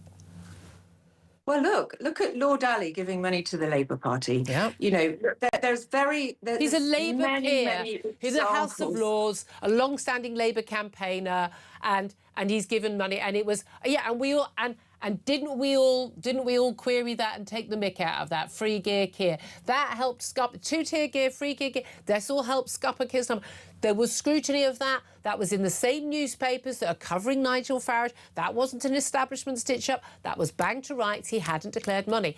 But that's free suits from his mate in the Labour Party, as opposed to a British crypto billionaire living on the other side of the planet. Do you see? And £5 million.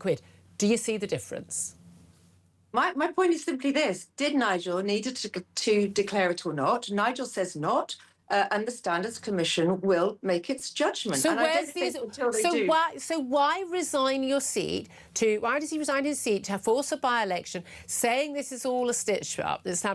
When there's an investigation and they'll decide whether he did or whether he didn't, and then he lives with the result of that.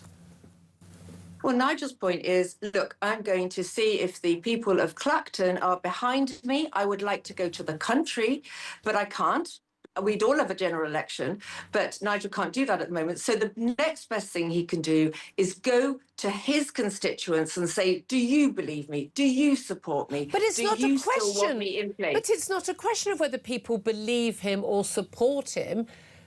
Even if that money is 100% for his private security and not for, as he said in one interview, I could spend it on a Ferrari if I want.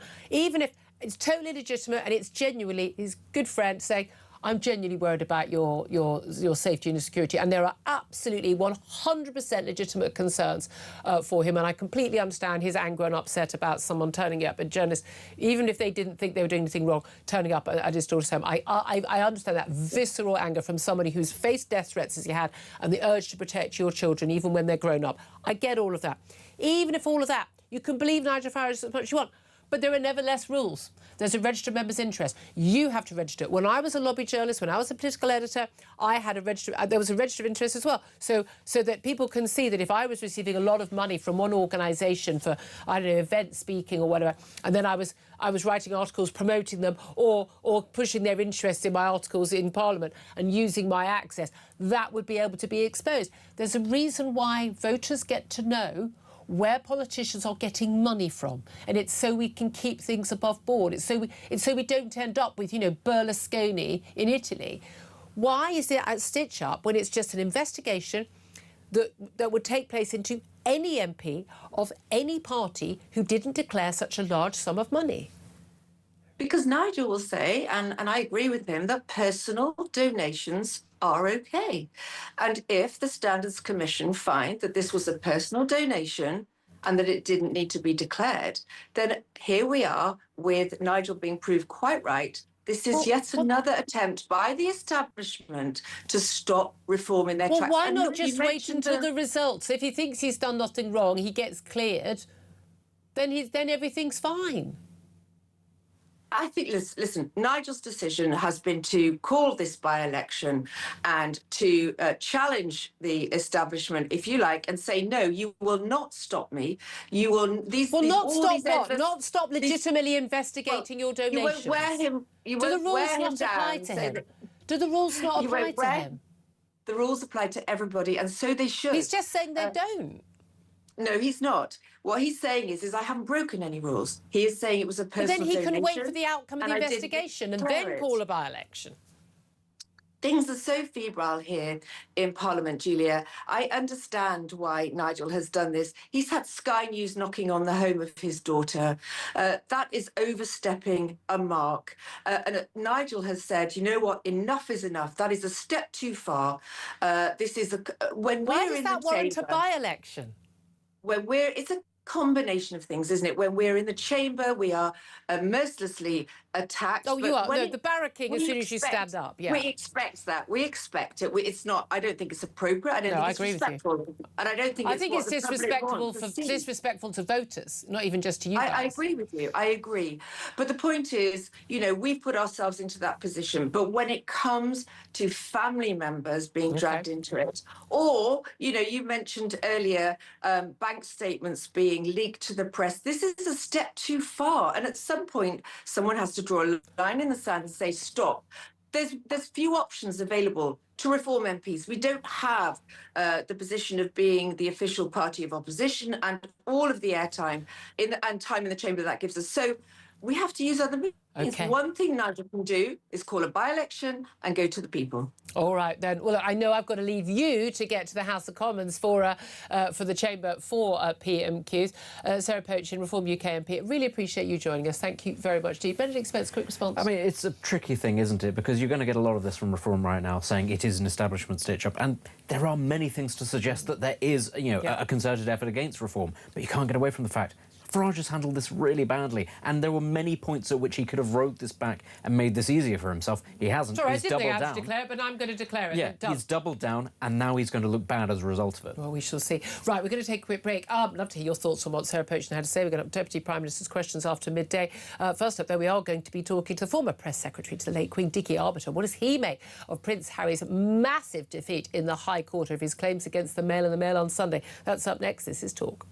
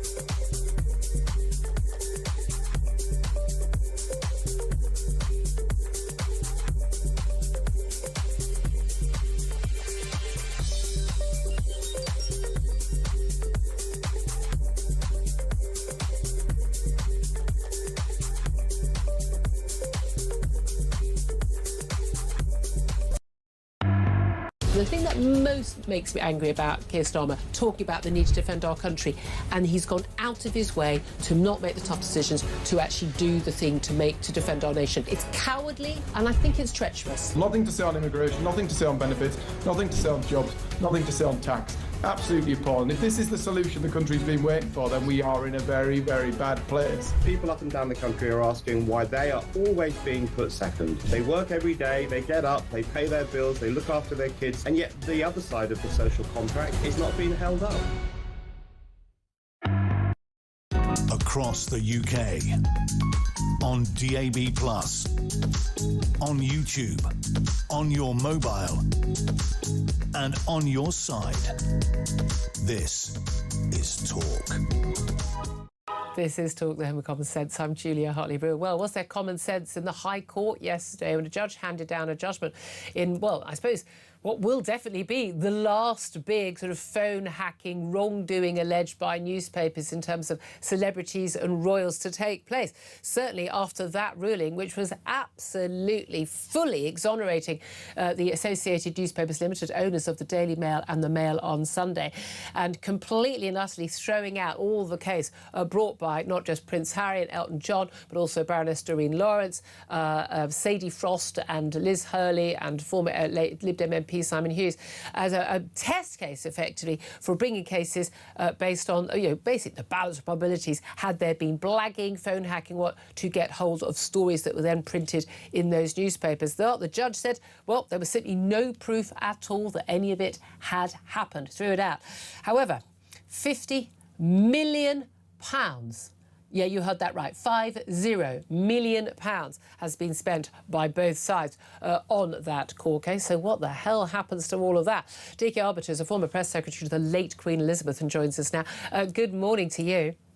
Morning, Julia. It's absolutely fascinating that these cases cost so much. I mean, there's always a winner in these court cases, and it's nearly always the barristers involved, isn't it? We understand that those Prince Harry and others who brought this case, they're being basically funded by insurance that's covering their case. So a lot of these insurance companies have won big in the past. Well, not in this case. Makes it very unlikely that any sort of appeal will be forthcoming. But what did you make of Prince Harry's decision to take part in this case? I think it's his third against a different newspaper group. Some have been settled, some have been won, but this was a resounding defeat. Well, I do wonder about the advice he was given. It's been suggested in various newspaper reports that the family advised against it. Yeah. What legal advice did he receive? Lawyers always like to think that they're going to win, because they do win anyway, because they get a massive payout. And this £50 million, who gets it? And how much goes to Harry's defence barrister? And that poses a big question. As I said, who advised Harry on the basis that he did win 15 of his 33 claims against the Mirror Group? Was he advised then off the back of that, well, you did win 15 claims, let's go for Associated Newspapers? It was a big mistake because Associated Newspapers are a big gun. And you can't win against big guns. Well, I mean, there was the settlement against the owners of this radio station over allegations there, and we understand, have been publicly made known, but a sizable sum and cost paid, and Harry seemed very satisfied with the outcome of that.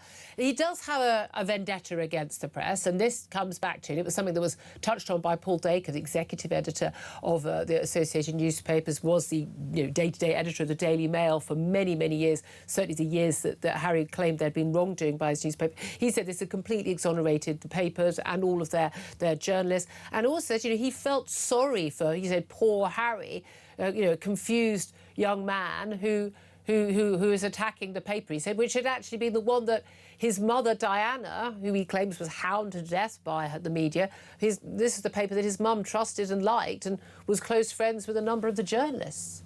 Well, this is a historic campaign by Harry, and it began probably in 1997 with the unfortunate death of his mother, Diana, Princess of Wales, in Paris. And he's had this vendetta ever since. The media haven't been whiter than white. They haven't behaved properly in the past, but they're a lot better than they were 25, 30 years ago.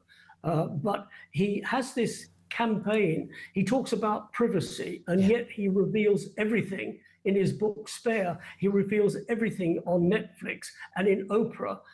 So where does he draw the line with privacy? It's okay if I say it, but nobody else is allowed to say it. Well, and you're allowed to invade your own privacy. We know that. You know, he's allowed to write books about himself or Netflix documentary. He wants to. I mean, again, for me, it's someone who's saying they want their privacy, and here's the moment after I just proposed to my wife. I mean, good Lord, could you not keep that as a private moment between you and your closest loved ones? But the fact that he also invaded the privacy of the King and his brother, the Prince of Wales. I mean, really outrageously, and his sister-in-law, Kate, and by all accounts, I mean, Harry lived with William and Kate in the same, apartment, in the palace, Kensington Palace at one time, didn't they? They were so close.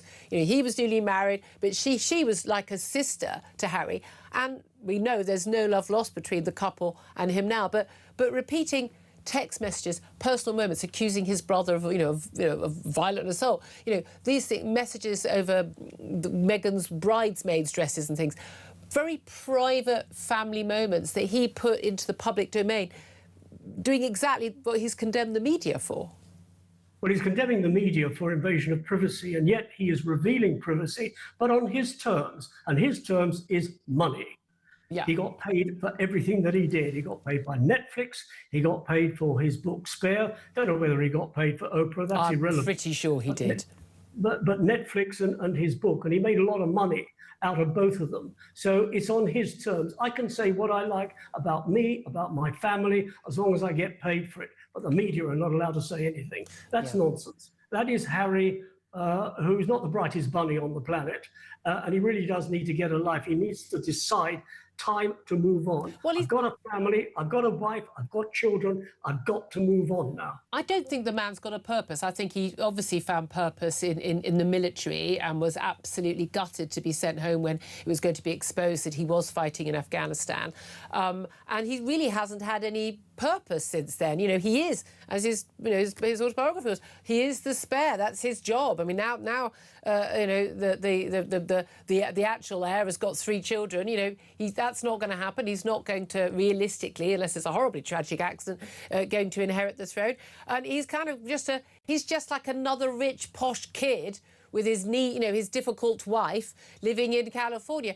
Is this all about money fundamentally? This case is against the media. That actually, he's got a very expensive lifestyle, very expensive wife, and they expect it in a certain manner, and they are going through cash like something else. They're not making the money from the contracts that they thought they'd make. He made a good load of money from his book and Netflix contract originally, but a lot of these things, they might be front loaded, but they're not worth the 100 million plus that many people thought they were going to be worth. And actually, he just wanted to bring this case because he wanted some money. Well, you made a very valid point a few moments ago, and I've said all along his biggest mistake in life was leaving the army. To him, that was a purpose in life. To him, that was family. Yes, he had his blood family, but he had his military family, and Harry is a military animal. And his biggest mistake was walking out of the military 10 years ago, since when he has not had a purpose in life. He can't help his wife sell jam, because it's not selling anyway. And the only thing that he's actually done, and he didn't do it, he had a ghostwriter, was his book. Well, then there's the Invictus Games, which is a magnificent achievement. But again, that's not a full-time job. He's got staff for that. It is a terrific incentive. It's a terrific movement, and it fits purpose for veterans to put them back on the road to being part of the community. Because when you get PSTD and you're injured, it does affect you mentally. And Invictus has put people back in very much like the Conqueror Games in the United States. So that is a purpose, but it's not 24/7 and it's not 12 months of the year. Exactly. It's a pity. Do you think that Prince Harry's now, he may or may not see the King. The King's not going to get to see his grandchildren that he barely knows. They wouldn't even know what he looked like. He wouldn't know what they look like. Do you think he's just going to slink back to California once again with his tail between his legs? Well, he's eventually going to slink back to California and lick his wounds. And everybody, you mentioned just now about reconciliation, but reconciliation with his dad and his dad seeing his grandchildren. Everybody's forgotten about the other side of the family. Thomas Markle hasn't even met his grandson, let alone his son-in-law, let alone his grandchildren. So there's reconciliation on both sides. Unfortunately, it's not that easy over here, because every time Harry says something or there's a meeting with his dad, the door hits him in the shoulder even up before. I mean, that's the thing. What I love is that apparently Meghan doesn't want to see her father because everything goes in the papers. But of course, the risk for the royal family is seeing Meghan and Harry is that everything goes in the papers. Really good to talk to you, Dickie Arbiter, former press secretary to the late Queen. Benedict Spence. Everything goes in the papers, but I don't read it, honestly. This whole thing about Harry. I do, and then I hate myself for it. Doesn't it make you feel grubby? I feel dirty. Yes, it's better when you cleanse yourself and just stop doing it. I think the whole thing's all very, very sad. He's a very angry man. And you would have been better off. I know he couldn't carry on fighting abroad, but you'd been better off overseas, or fighting, still doing something purposeful. Yeah, I just don't think people do very well when they're just sort of hanging around in a mansion in Montecito. Although I'd be willing to try it, but I couldn't be married to Meghan. Anyway, Deputy PMQ's coming up next. David Lammy versus James Cleverly. That could be quite lively. This is Talk.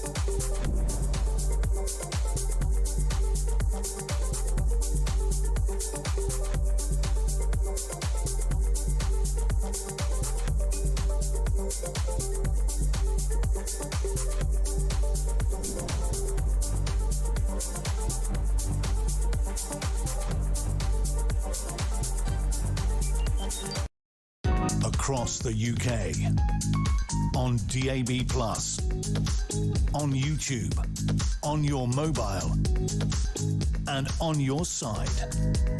This is Talk.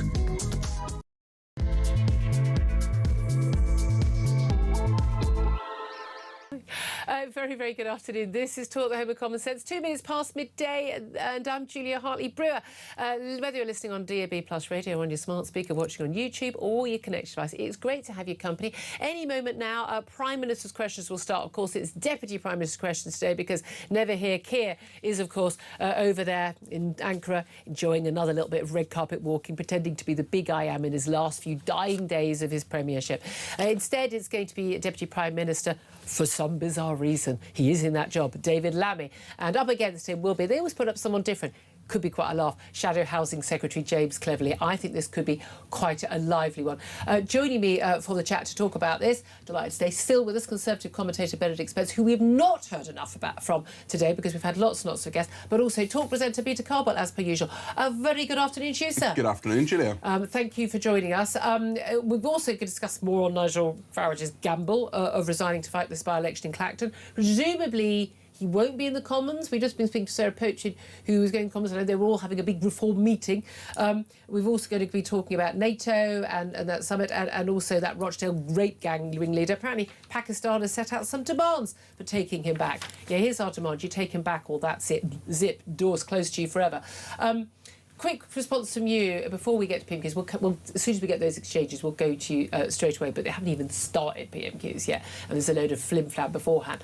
But Peter, what do you make of Nigel Farage's decision yesterday? Because a lot of us are saying, like, oh, it seemed like a good idea, but has his bluff been called? Is he going to end up with egg on his face? Well, it's extremely bold at the moment. He's against a man dressed as a bin and possibly Lawrence Fox, so he may not get the publicity he wants from that, but what he's always very good at spinning is spinning all of that and working it to his advantage. At the moment, don't ever underestimate never underestimate Nigel Farage. He's the most consequential politician of the last quarter century. It will be very interesting to see what happens. I mean, he's going to win, there's no doubt about that, but it has taken the focus off other things, and I think actually this may actually invite more scrutiny to Nigel Farage over his doings or declarations. Well, I mean, this is it. I mean, of course it will, surely not. I mean, Benedict Spence... Whenever anybody says he's going to win, there's a sudden intake of breath, because I think it's just exactly what would happen is that people would tactically vote for the man dressed as a bin because they'd think it was very funny. As Benedict was pointing out earlier, voted with boatface. I don't want to tempt fate. I don't want to say he's going to win. Hangus the monkey became mayor of Hartlepool. This is true. His one manifesto, his one manifesto commitment. Literally. His one manifesto commitment was to give every school child a banana. He became mayor and said there's no money in the budget. That's what happened. I mean, sort of thing Andy Burnham's going to do. But it is interesting, you know. We're not talking much about the NATO summit. I mean, just because, frankly, we're all more excited about stuff going on back home, and we've spent a lot of time talking about defence and Donald Trump. But it is extraordinary. People talking about Nigel Farage, talking about his finances and I mean, there's just nothing. I mean, I look in the papers. Where is there anything about Andy Burnham? Yeah, nothing. And what the hell? He's going to be Prime Minister on the 20th. No scrutiny. I'm going to be away next week, so this is like, I don't even have to watch Prime Minister doing his last week in office. You mean you won't be tuning in from your sun lounger? Oh, absolutely. It's going to be number one. For the farewell I'll be drone. on a party boat somewhere in the Med and I will care not a jot. I literally can't wait to never see the back of that man. Oh, no, sorry, he's going to be Secretary General of the United Nations or something, isn't he? But I mean, of NATO. But we've got a man who's about to be Prime Minister. We haven't got a clue who he's going to put you as one broadcast interview. Yeah, one. By the way, with no journalist questions. He had a soft soap bubble bath from Andrew Marr on LBC. And Reddit, that is literally it. We don't know a single policy. Yeah, exactly, or who the Chancellor's going to be, or anything really what he wants to do. He's given us this one speech, one interview, one Reddit, and actually we know very, very little about him. There's very little scrutiny on him because there's very little to scrutinise. Is that the thing? He's still trying to come up with his own policies. Well, the concerning thing was after the Reddit, people's opinions went down. They were thinking, good Lord, this isn't great, is it? But honestly, that's now the standard where journalists, a lot of journalists, not all, but a lot, actually simply are not interested. And then when you have the situation around Farage, which, as you said, these are justified questions, but when they treat that as more of a circus than, oh, the governing party has parachuted their man into a safe seat and nobody is allowed to scrutinise. But also, if we're going to have a joke at a stunt of a by-election, Makerfield, exactly. MP sitting there, you should have resigned as an MP, and not just as a minister. Keir Starmer said it was a stunt. I mean, give me a break, seriously. They really haven't got But there's a small part of it. The Office of Budget Responsibility is saying that basically we're going to have a financial crisis because we've got so much borrowing unless we have £120 billion either added in tax take or taken off spending. These are serious numbers. This is not just a bit chill chop benefit. And we know they're not going to be taken off spending. It's going to be tax increases. Well, hey, I mean, every question today should be, hey, Andy Burnham, how are you going to deal with this? This isn't the Tories saying it. This is the Office for Budget Responsibility. Yeah, exactly. And the fact is there isn't enough money for what they want to do. And if he wants to do anything more, he's going to have to raise even more than that. So there isn't any money. Full stop. You don't even need to end that sentence. Yes, exactly. And I think when they are looking at new things that Andy Burnham wants to do, or even just the same things, defence, massive black hole there as well, and we don't know what he thinks about that. We don't know if he'll fulfil that commitment. Right, let's go live to the House of Commons. James Cleverly is standing in for Kemi Badenoch. Under a new man. Shadow Secretary of State, Sir James Cleverly. Thank you, Mr. Speaker.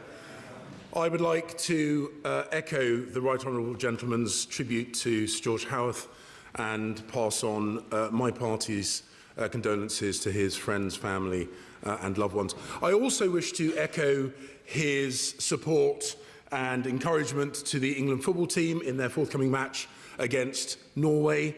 And of course, I will echo his words about those people murdered on 7/7, their friends, their families, but also pay tribute to the emergency services that did so much on that day. Will he apologise to the victims of the rapists, sexual predators and paedophiles that he is planning to release early? Well, Mr. Speaker, I'm delighted to welcome the Shadow Housing Secretary to the dispatch box. He, of course, could have been doing this job every week if he were better with numbers. He's the Foreign Secretary. He was the Foreign Secretary in government that botched Brexit, the Home Secretary in a government that decimated neighbourhood policing, and one of the shortest-serving education secretaries in our history. Now, he asks about a very serious issue, and every decision we have taken has been based on public safety and delivering justice for victims. Let's talk about the context. The last Labour government built 28,000 prison places. We're building 14,000 by 2031. We've already delivered 3,200. Under the Tories, they closed 23 prisons. 23. Gloucester closed. Shrewsbury closed. Portsmouth closed. Holloway closed. Northallerton closed. And what are they now? A block of flats. That's why we have to have an early release scheme. That's why we passed the Sentencing Act. And we're putting community powers locally to make sure that we protect the public. Sir James Cleverly. Mr. Speaker, he makes a joke about use of figures. Let me give him a figure. 50,000 prisoners released early in just 2 years on his watch. And I am genuinely shocked. Mr. Speaker, that when given the opportunity to apologise to victims, he very publicly failed to do so. And let me remind him what this is about. Let me quote Fiona Goddard, herself a victim of grooming gangs, who has been brave and open about how his policy will impact her. And she says, "Finding out that they may be released early has completely set me back. I have barely left the house. I feel constantly anxious, frightened, and unsafe. I can barely sleep." This is the impact his policy is having on victims. He refuses to apologise. But why is he pursuing a policy which he must know is both wrong and dangerous? This is a very serious issue, and the Honourable Gentleman is experienced in this House. He knows that while he was Home Secretary, they had an early release scheme that set out 10,000 offenders, 10,000 under his... They had 6 schemes within a year. They had a scheme that they announced on the 6th of June 2023, another scheme on the 17th of October 2023, another scheme on the 8th of March 2024, another in April, another in May, another in June, all before the election. And that's why Rishi Sunak, it's rumoured, called the election in the first place. They left a system with just 83 empty cells. That's what the Justice Secretary previous to me inherited when she came into office. That's why we had to pass the sentencing scheme. He hasn't said what they would do now to fix the system. Of course we think of every victim. And that's why we're notifying victims in discussion with all victims. I sat last week in my surgery with a victim of grooming gangs. All of us want to see offenders locked up. That's why we've got to have prison capacity.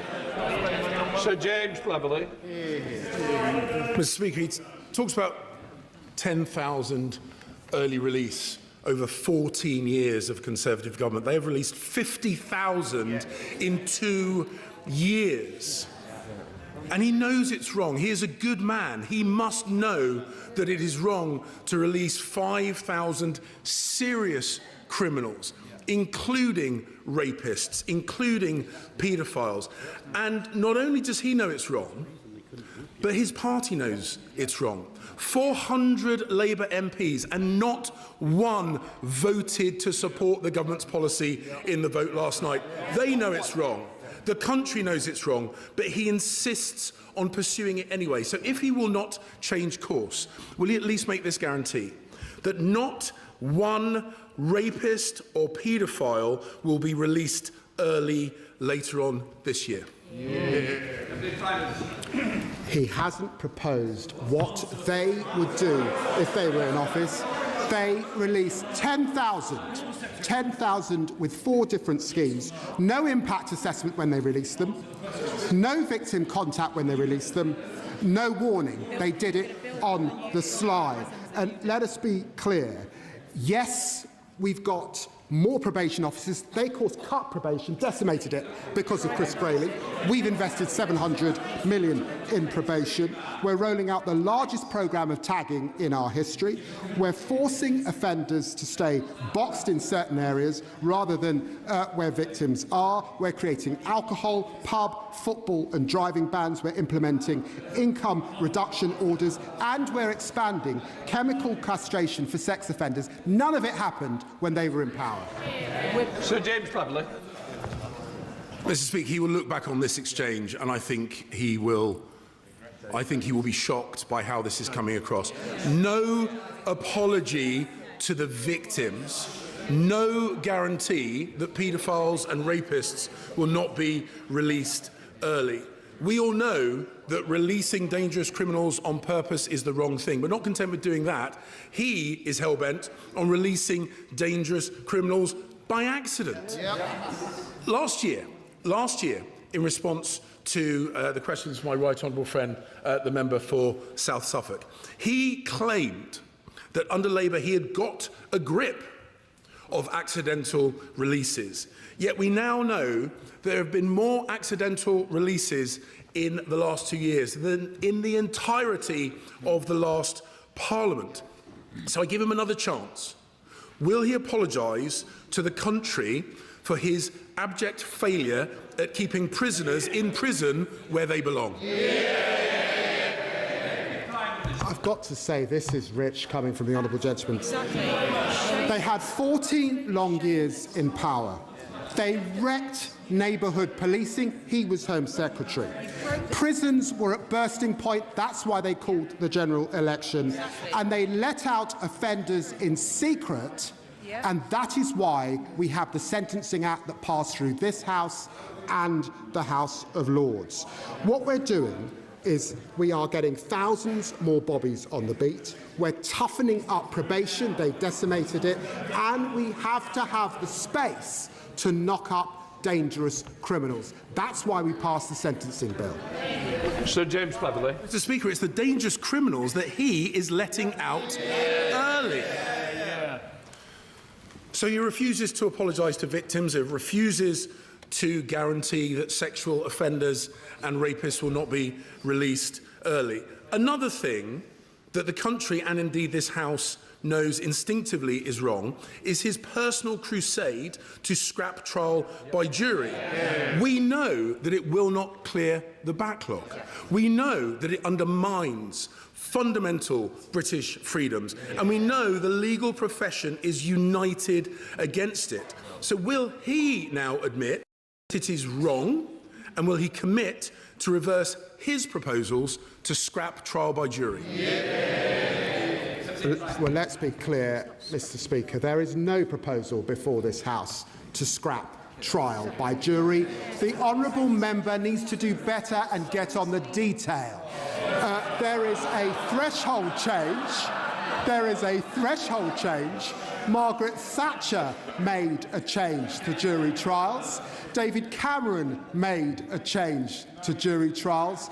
The vast majority of criminal cases in this country are dealt with by magistrates, again, which they cut. We're restoring the magistrate, and they can do more. We're investing in our courts. They ran our courts down.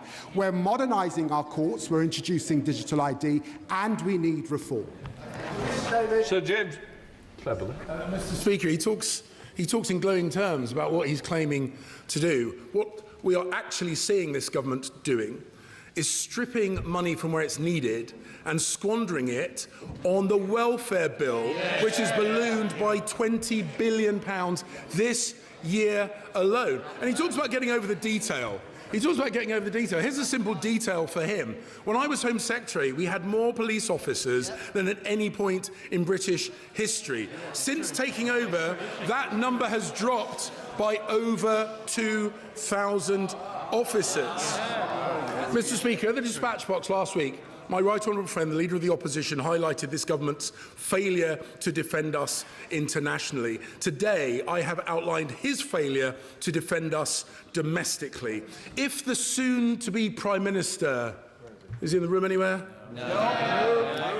If the soon-to-be Prime Minister does not want to be complicit in his failure, he should come out and condemn this plan, not just hint that he opposes it. Because if Labour cannot protect the citizens of this country, either domestically or internationally, then what on earth is the point of them?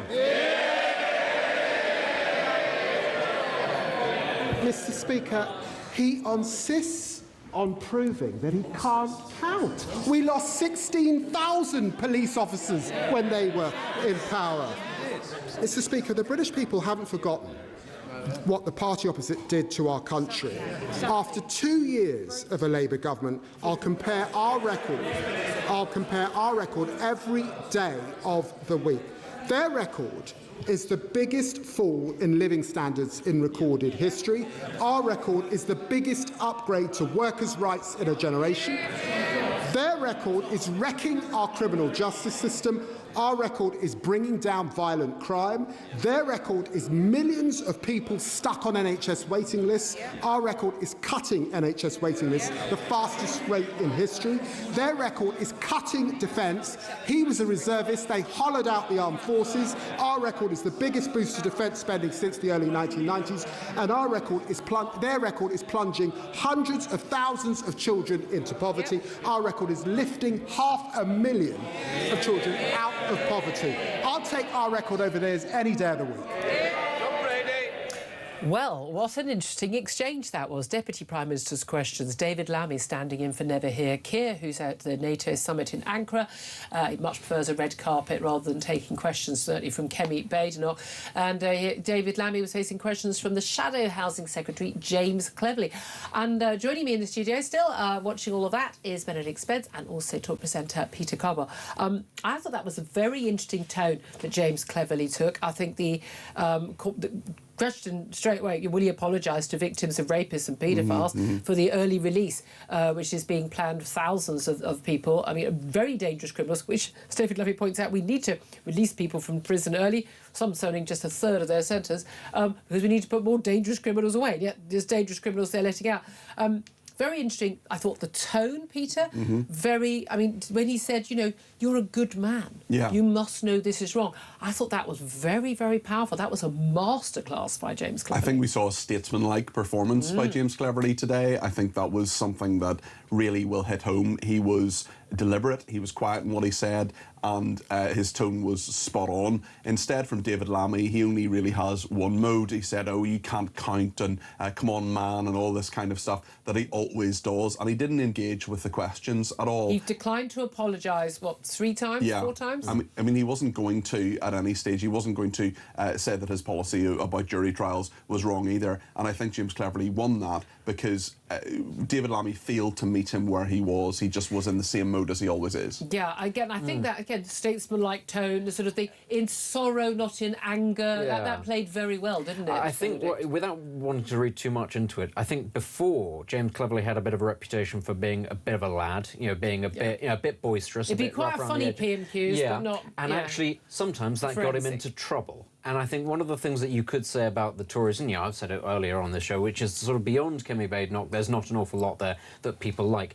I do think, therefore, it's important when people like James Cleverly get the opportunity, they put forward the idea that they are not just sort of, I don't know, some sort of Essex Y boy or something like that, that they can perform the role. And actually very different from Kemi Badenoch as well. I mean, that was a different style. Very different I mean, he must understand also Cleverly, clearly, when he's trying to joke in the past, it's backfired on him. So don't try and do that again. Try and perform a different role, and it seems to have worked. He certainly joke when you're talking about the release of paedophiles and rapists, and he quoted Fiona Goddard, one of the victims who was raped from the age of 14 onwards by a grooming gang, and we quoted her on the show the other day. But it's very interesting with that. His fourth question, he began by saying, I think he, referring to David Lammy, I think he will look back and be shocked how this is coming across. Yeah. No apology to victims and no guarantees. And it's interesting, again, he went into welfare, but they've got money for welfare, but they haven't got it for other things. But also that final line, basically, if the government can't protect citizens domestically or internationally, of course, we've got the defence being discussed with the NATO summit, what is the point of them?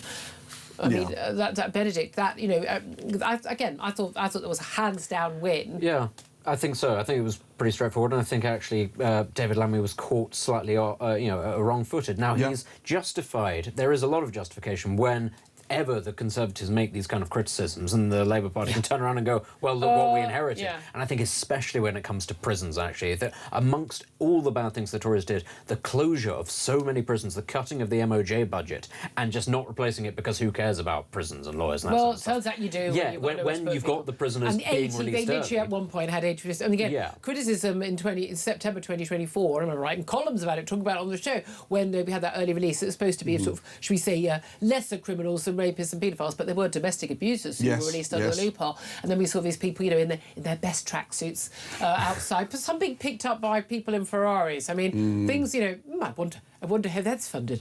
But I mean, it was Nigel Farage. Yes, he could have bought one with that £5 million if he so chose.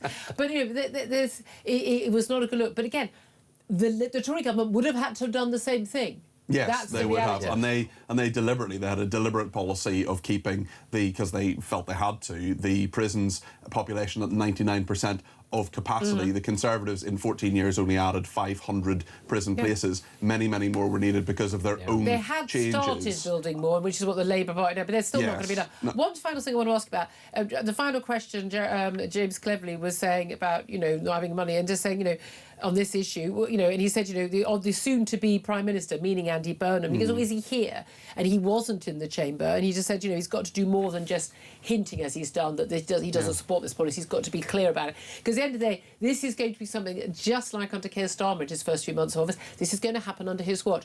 And guess what? We're going to hold the person who runs the country responsible. But what the hell is Andy Burnham not doing at PMQ? All Andy Burnham has said, well, he wouldn't want to be a distraction, is he in blah, Manchester? blah, blah. Is he trying to come up with a policy? Maybe Number 10 he North. lost his tie. Maybe I he suspect did. he only owns one. Yes. So. It's interesting as well. well. You do have to wear a tie in the House the of Commons. The only thing that he has actually said in the House of Commons since he's become an MP again is his oath of allegiance. That's it. Well, he can't speak because he hasn't given his maiden speech Yeah, yet. exactly. So he may well become Prime Minister without giving his maiden speech. So you need to get a move on.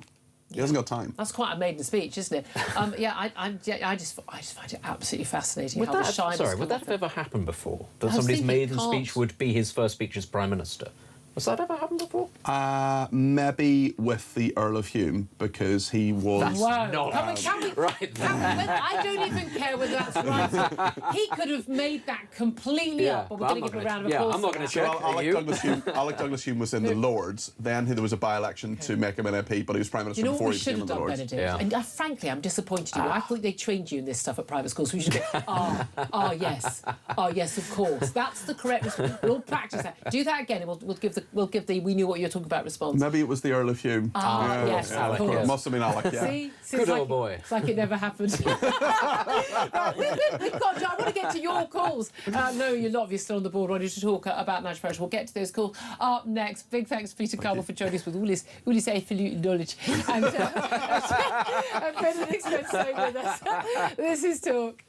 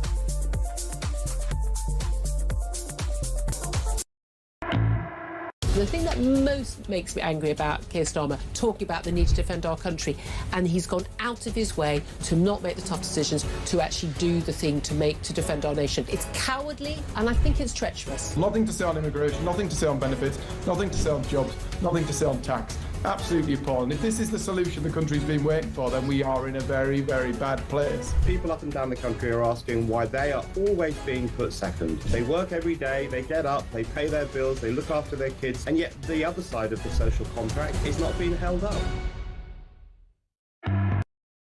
Across the UK, on DAB+, on YouTube, on your mobile, and on your side. This is Talk. This is Talk. 12:29 is the time.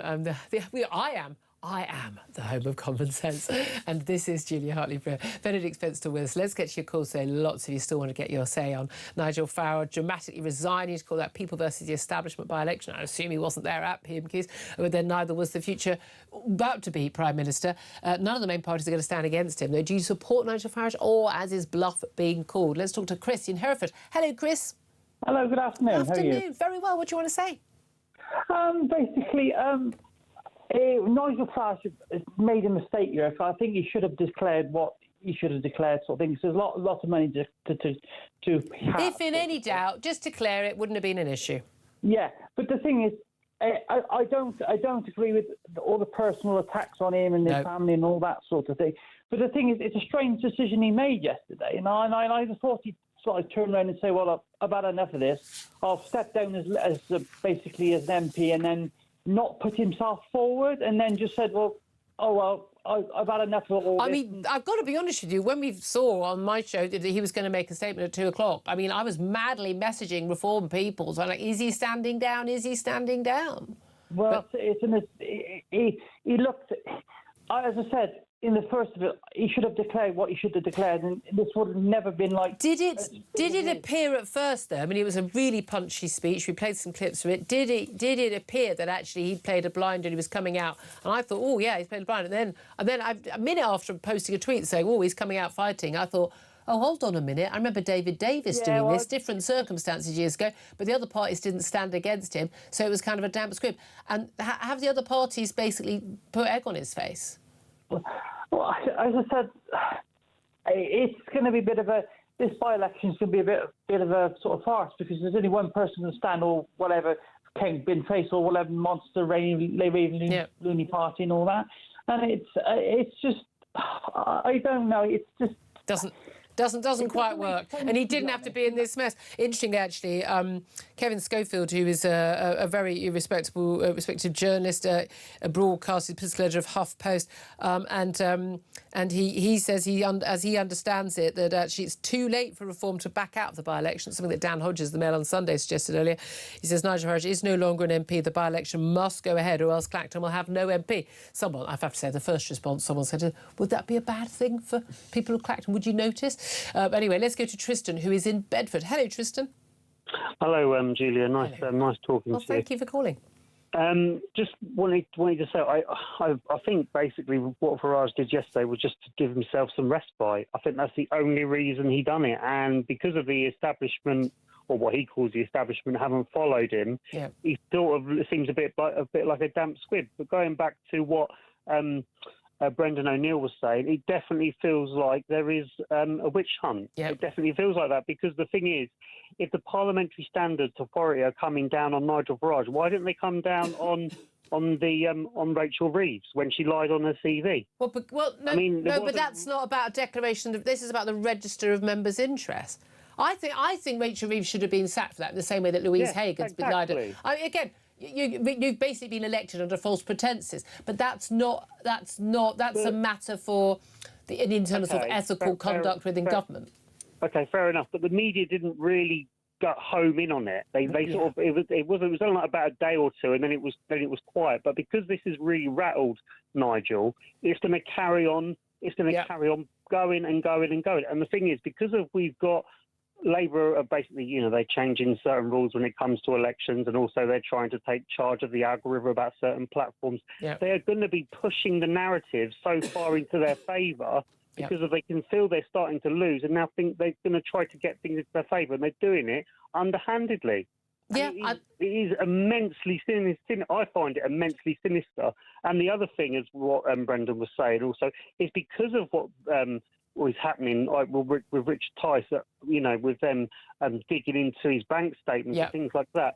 People are going to really, if Reform wants to get a majority of government to get over 300, MPs or anything like that, there isn't going to be, ordinary people are going to feel very put off by this. I mean, I'm a member of Reform, and I was looking to become a local councillor, but I don't want things being dug into. We had a caller. He's been he's gone through the first stage of process to become a Reform candidate at the next parliamentary election, and he said exactly the same, because I don't think I want it. I like to think I haven't got skeletons in my closet if I ever ran for election for any party, because mine are all just open and out there. But wouldn't stop the media going for me. I would. God knows what they'd come up on me. But I think it's all out there. But yeah, I don't think many of us can face that scrutiny, and that is a big issue for public life. Tristan, really appreciate that call. Thank you. Reg is in Reading. Reg, what do you want to say? Hi, Julia. Hi.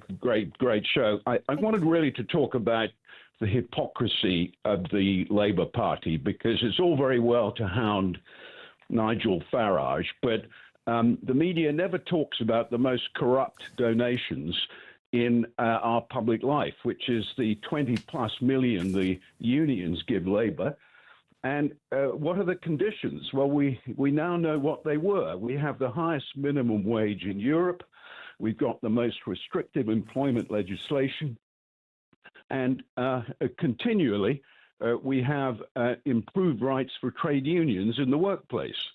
And the media, for some reason, completely ignores these huge amounts of money that are given by the unions. Why is that? Yeah, no, that's a very, very good point. And again, I think that no organisation, no individual should be allowed to give large sums of money to anyone involved in politics, political party or individual. I think that solves everything overnight. Reg, appreciate that call. Thank you.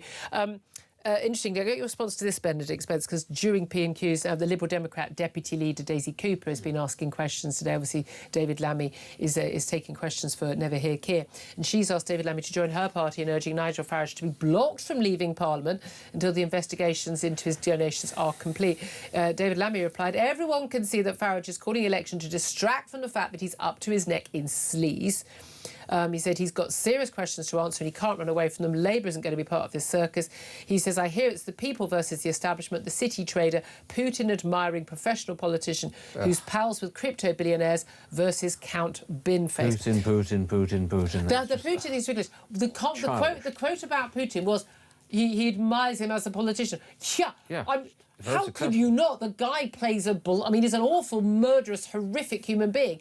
But my God, he runs rings round the rest of the world. That's why he's still in. He's as the head of the Russian state for as long as he has. Admiring Putin. Yeah, come on. This is very childish that they keep doing this. They know it. But that is going to be very damaging. That's exactly the sort of thing. But again, they're talking about up to his neck in sleaze. Yeah. What is the sleaze? I don't think there is a sleaze allegation. You have to declare the money. Yeah, but again, this into something more. And it's why it's nonsense when you've got people coming out and saying, oh, well, it's not a part of an establishment stitch-up. You can hear the language that's being used and the fact that they are all coordinating with each other. Obviously, that's what's going on here. Okay. And also, I just have to say, I think it's ridiculous that you might try to stop somebody from resigning from Parliament. That's utterly bizarre, isn't it? 12:37 is the time. Up next, I'm going to talk about that NATO summit. What is going on there with the former commander of the US Army in Europe? This is Talk.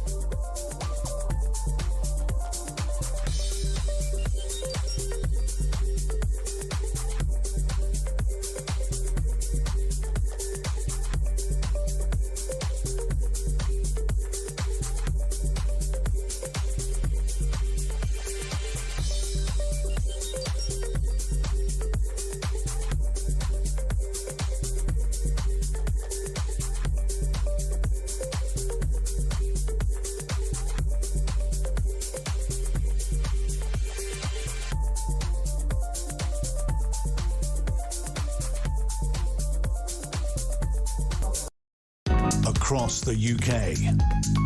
On DAB+, on YouTube, on your mobile, and on your side. This is Talk.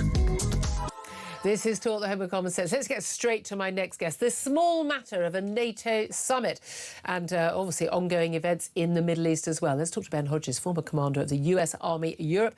Lieutenant General Hodges, thank you so much as always for joining us. Julia, thank you for the privilege. Well, you'll be very honoured, sir. Look, let's talk first of all just about what's going on in Iran, because this 60-day ceasefire for talk doesn't seem to be going terribly well. We've seen some tit-for-tat missiles against boats, against US facilities across the Middle East from Iran. What is going on there? And really, how sure can we be that there will be any long-term ceasefire and the Strait of Hormuz actually reopened properly? Yeah, I think it's going to be a very long time. The Trump administration has not been very transparent about what's going on. We do not have very good negotiators working with the Iranians. I mean, it's been a mess from the very beginning, and so here we are now. People are acting surprised that the Iranians fought back, but I mean, a ceasefire when there's 80 targets that U.S. hit last night, and the Iranians attacked 85 targets last night. That doesn't sound like a ceasefire that's under stress. It sounds like it's over. No, well, indeed. I mean, can you negotiate with the Iranians? This is the question. I mean, this is a religious death cult, you know. They're currently having 3 days of funeral commemorations for the latest Ayatollah who's dead. Rather too over-reverential coverage of that, in my view, by many of our mainstream broadcasters here in the UK. You know, he wasn't a great world figure. He was a mass murderer of his own people. But they're saying, you know, death to the United States, death to Donald Trump. But I mean, you know, he killed their leader, then wanting to kill their American leader. Seems like a fair exchange to me. That's the risk you take. But can you negotiate with people whose entire raison d'etre since 1979 has been, you know, the death of Israel, America, Britain, and Western civilization? Well, I think if you're wanting to have any kind of a negotiation, you have to have some sort of leverage. And I think, unfortunately, we've seen the limit of American leverage in this particular case, partly because the administration did this without working with all of our allies. We also took for granted that with the destruction or the decapitation of the regime, that the people would go back out in the street again and it'd be all over, kind of nice and clean like Venezuela. So hubris on the part of the administration also, and not understanding who and what the IRGC, the Islamic Revolutionary Guards Corps, what they really were. Yeah, absolutely. Big concern there. Well, no doubt that is in part of the conversation that world leaders are having at the NATO summit in Ankara in Turkey right now. But Donald Trump, once again, I mean, you could imagine all these world leaders, including our about-to-be gone Prime Minister, just arriving with such trepidation. There must be so many meetings on the sidelines about how to handle Donald Trump. We know Mark Rutte is the Trump whisperer as the NATO Secretary General, but Donald Trump turning up, saying he's very upset with NATO. He's launched what being called a blistering attack on the alliance. He arrived yesterday. He said the US has been treated unfairly. They paid disproportionately, demanding that people spend more. I mean, he's absolutely 100% right on that. But he's also talking about how, you know, basically he's going to take Greenland. Denmark doesn't want or need Greenland. Denmark being a member of NATO, member of the EU, and this territory of theirs being threatened all the time. It must be incredibly hard for the other world leaders to deal with him, but especially when he does have a point on the spending on defence and the capability that Europe has, because he's got them banged to rights, hasn't he? Yeah, for sure. Allies from Canada and the European allies have not lived up to expectations or obligations. Yeah. But they should not be doing this to please the American president. They should be doing it because it's in the best interest of their own population and to protect their strategic interests. So yes, it is a fair criticism. Every president since Truman has had this same complaint. But the president also, I think, it's unhelpful that he is so critical of the alliance. The cohesion of the alliance has always been the secret sauce, and he erodes that every day, every time he is so harshly critical of allies. And I would also say I don't think it's the right strategy to use American troop deployments in Europe as a reward or punishment. That's not why we have the troops over here. They're here to protect America's interests, and because Europe allows us to be able to project power elsewhere. It's very difficult. But that said, I also understand. I don't see why taxpayers in America should be funding our defence. I think we should be funding our own defence. It's interesting. I mean, he's very angry with Spain. He's declared he'd ceased trading with Spain. He said Spain is a wasted cause. I mean, it's got a socialist government. Their policies, I mean, in terms of Israel condemning America over the Iran policy and over Palestine, they're giving last count, what was it, 1.3 million new arrivals from Africa and the Middle East, and anyone who'd been in the country 5 months being given rights to work and live in Spain. I mean, not of other European leaders aren't happy, but he said Spain's a wasted cause. We don't want to do any trade business with Spain anymore. They're bad people. Spain is a terrible partner in NATO. They don't participate. They don't pay. I don't want anything to do with Spain. That's not looking good for Spain, is it? Well, it also is very revealing. The United States has a trade surplus with Spain. So I don't know how we think we're going to punish them. In the Navy base and the air base that we have in Spain, somebody should get the president a map of the world and understand why the straits there are so important for the United States. Why would we not want to have bases right there at the entrance and exit of the Mediterranean? So I think because the administration is so transactional in what they do, that does not lead you to making the best strategic decisions. The long-term stuff that really matters. Look, you're a former commander of US troops, US Army in Europe. You know how strategically significant this is for your country. Well, I think people have taken for granted, what our allies allow us to do. I mean, everything that we do in Europe, in Africa, in the Middle East passes through Europe, through the bases, airspace, the intelligence sharing. That intelligence sharing, of course, UK has been our best partner in intelligence sharing. That's based on trust. And so if the president's unhappy with a particular country about something, if it erodes that trust, it damages us. Yeah, absolutely. Well, look, Donald Trump saying that, the ceasefire in Iran may be over. Ukraine, obviously, is still high on the agenda, especially for European leaders at this NATO summit. And President Zelensky has been there. He's been addressing them. And there's big concern about their basically running out of missiles in order to actually, take down the missiles which Russia has been raining on Kyiv for the last few weeks. How confident are you that the West, whoever it is going to be able to supply enough weaponry for Ukraine to continue? Let's face it, they're no longer on the back foot. Very much Russia looking on the back foot. And how likely do you think it is? We had a guest on the show yesterday predicting that actually it's very likely that Putin would want to come to the table. What do you make of those claims? Well, certainly the momentum has shifted in favor of Ukraine. There's no doubt about that. They've stopped Russian ground operations, and the Black Sea Fleet is not a factor really anymore. Ukraine is now causing great damage to Russia's oil and gas export capability, which is essential for Russia to sustain this war. And we're looking at potentially the isolation of Crimea and making Crimea untenable for Russian forces. So a lot of things are going in the right direction.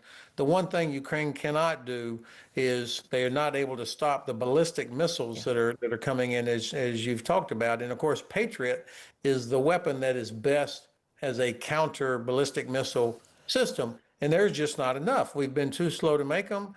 I hope that the United States will license other countries to manufacture Patriot. That would expand the capacity. Ukraine is ready to do that now. OK, well, we shall see what happens. Hope to speak to you again soon. Ben Hodges, retired former commander of the US Army in Europe.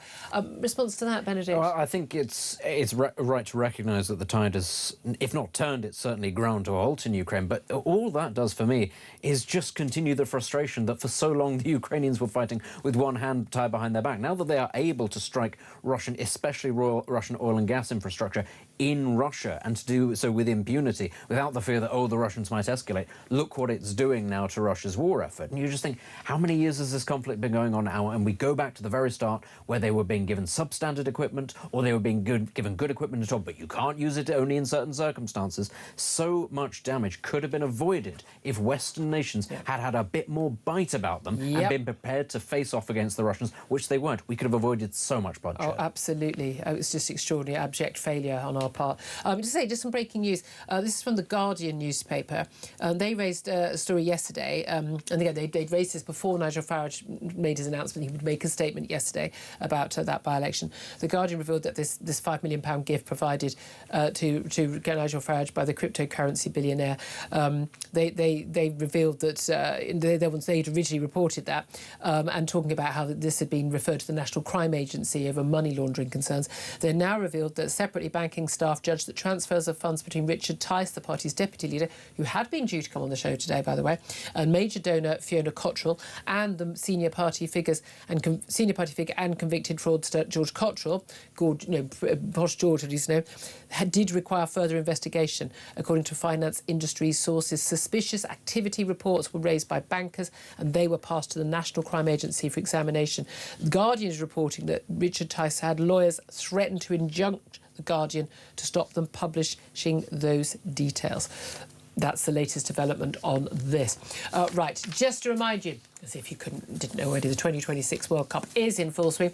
Here at Talk, we have been celebrating in style. That's why we're giving you the chance to boost your bank balance with a massive £26,000 in tax-free cash. For a sum you won't forget, here's how to enter. For your chance to win, visit talk.tv/win or text TALK to 8338 by 6 p.m. on the 20th of July 2026. Texts cost £2.50 plus your standard network rate. Or send your name and number by post to Comp 1, PO Box 3190, Colchester CO2 8GP, to arrive by midnight on the 23rd of July 2026. 18 plus, UK residents only. So for your chance to win, text TALK to 8338 now. This is a network promotion. Full T's and C's at talk.tv/win.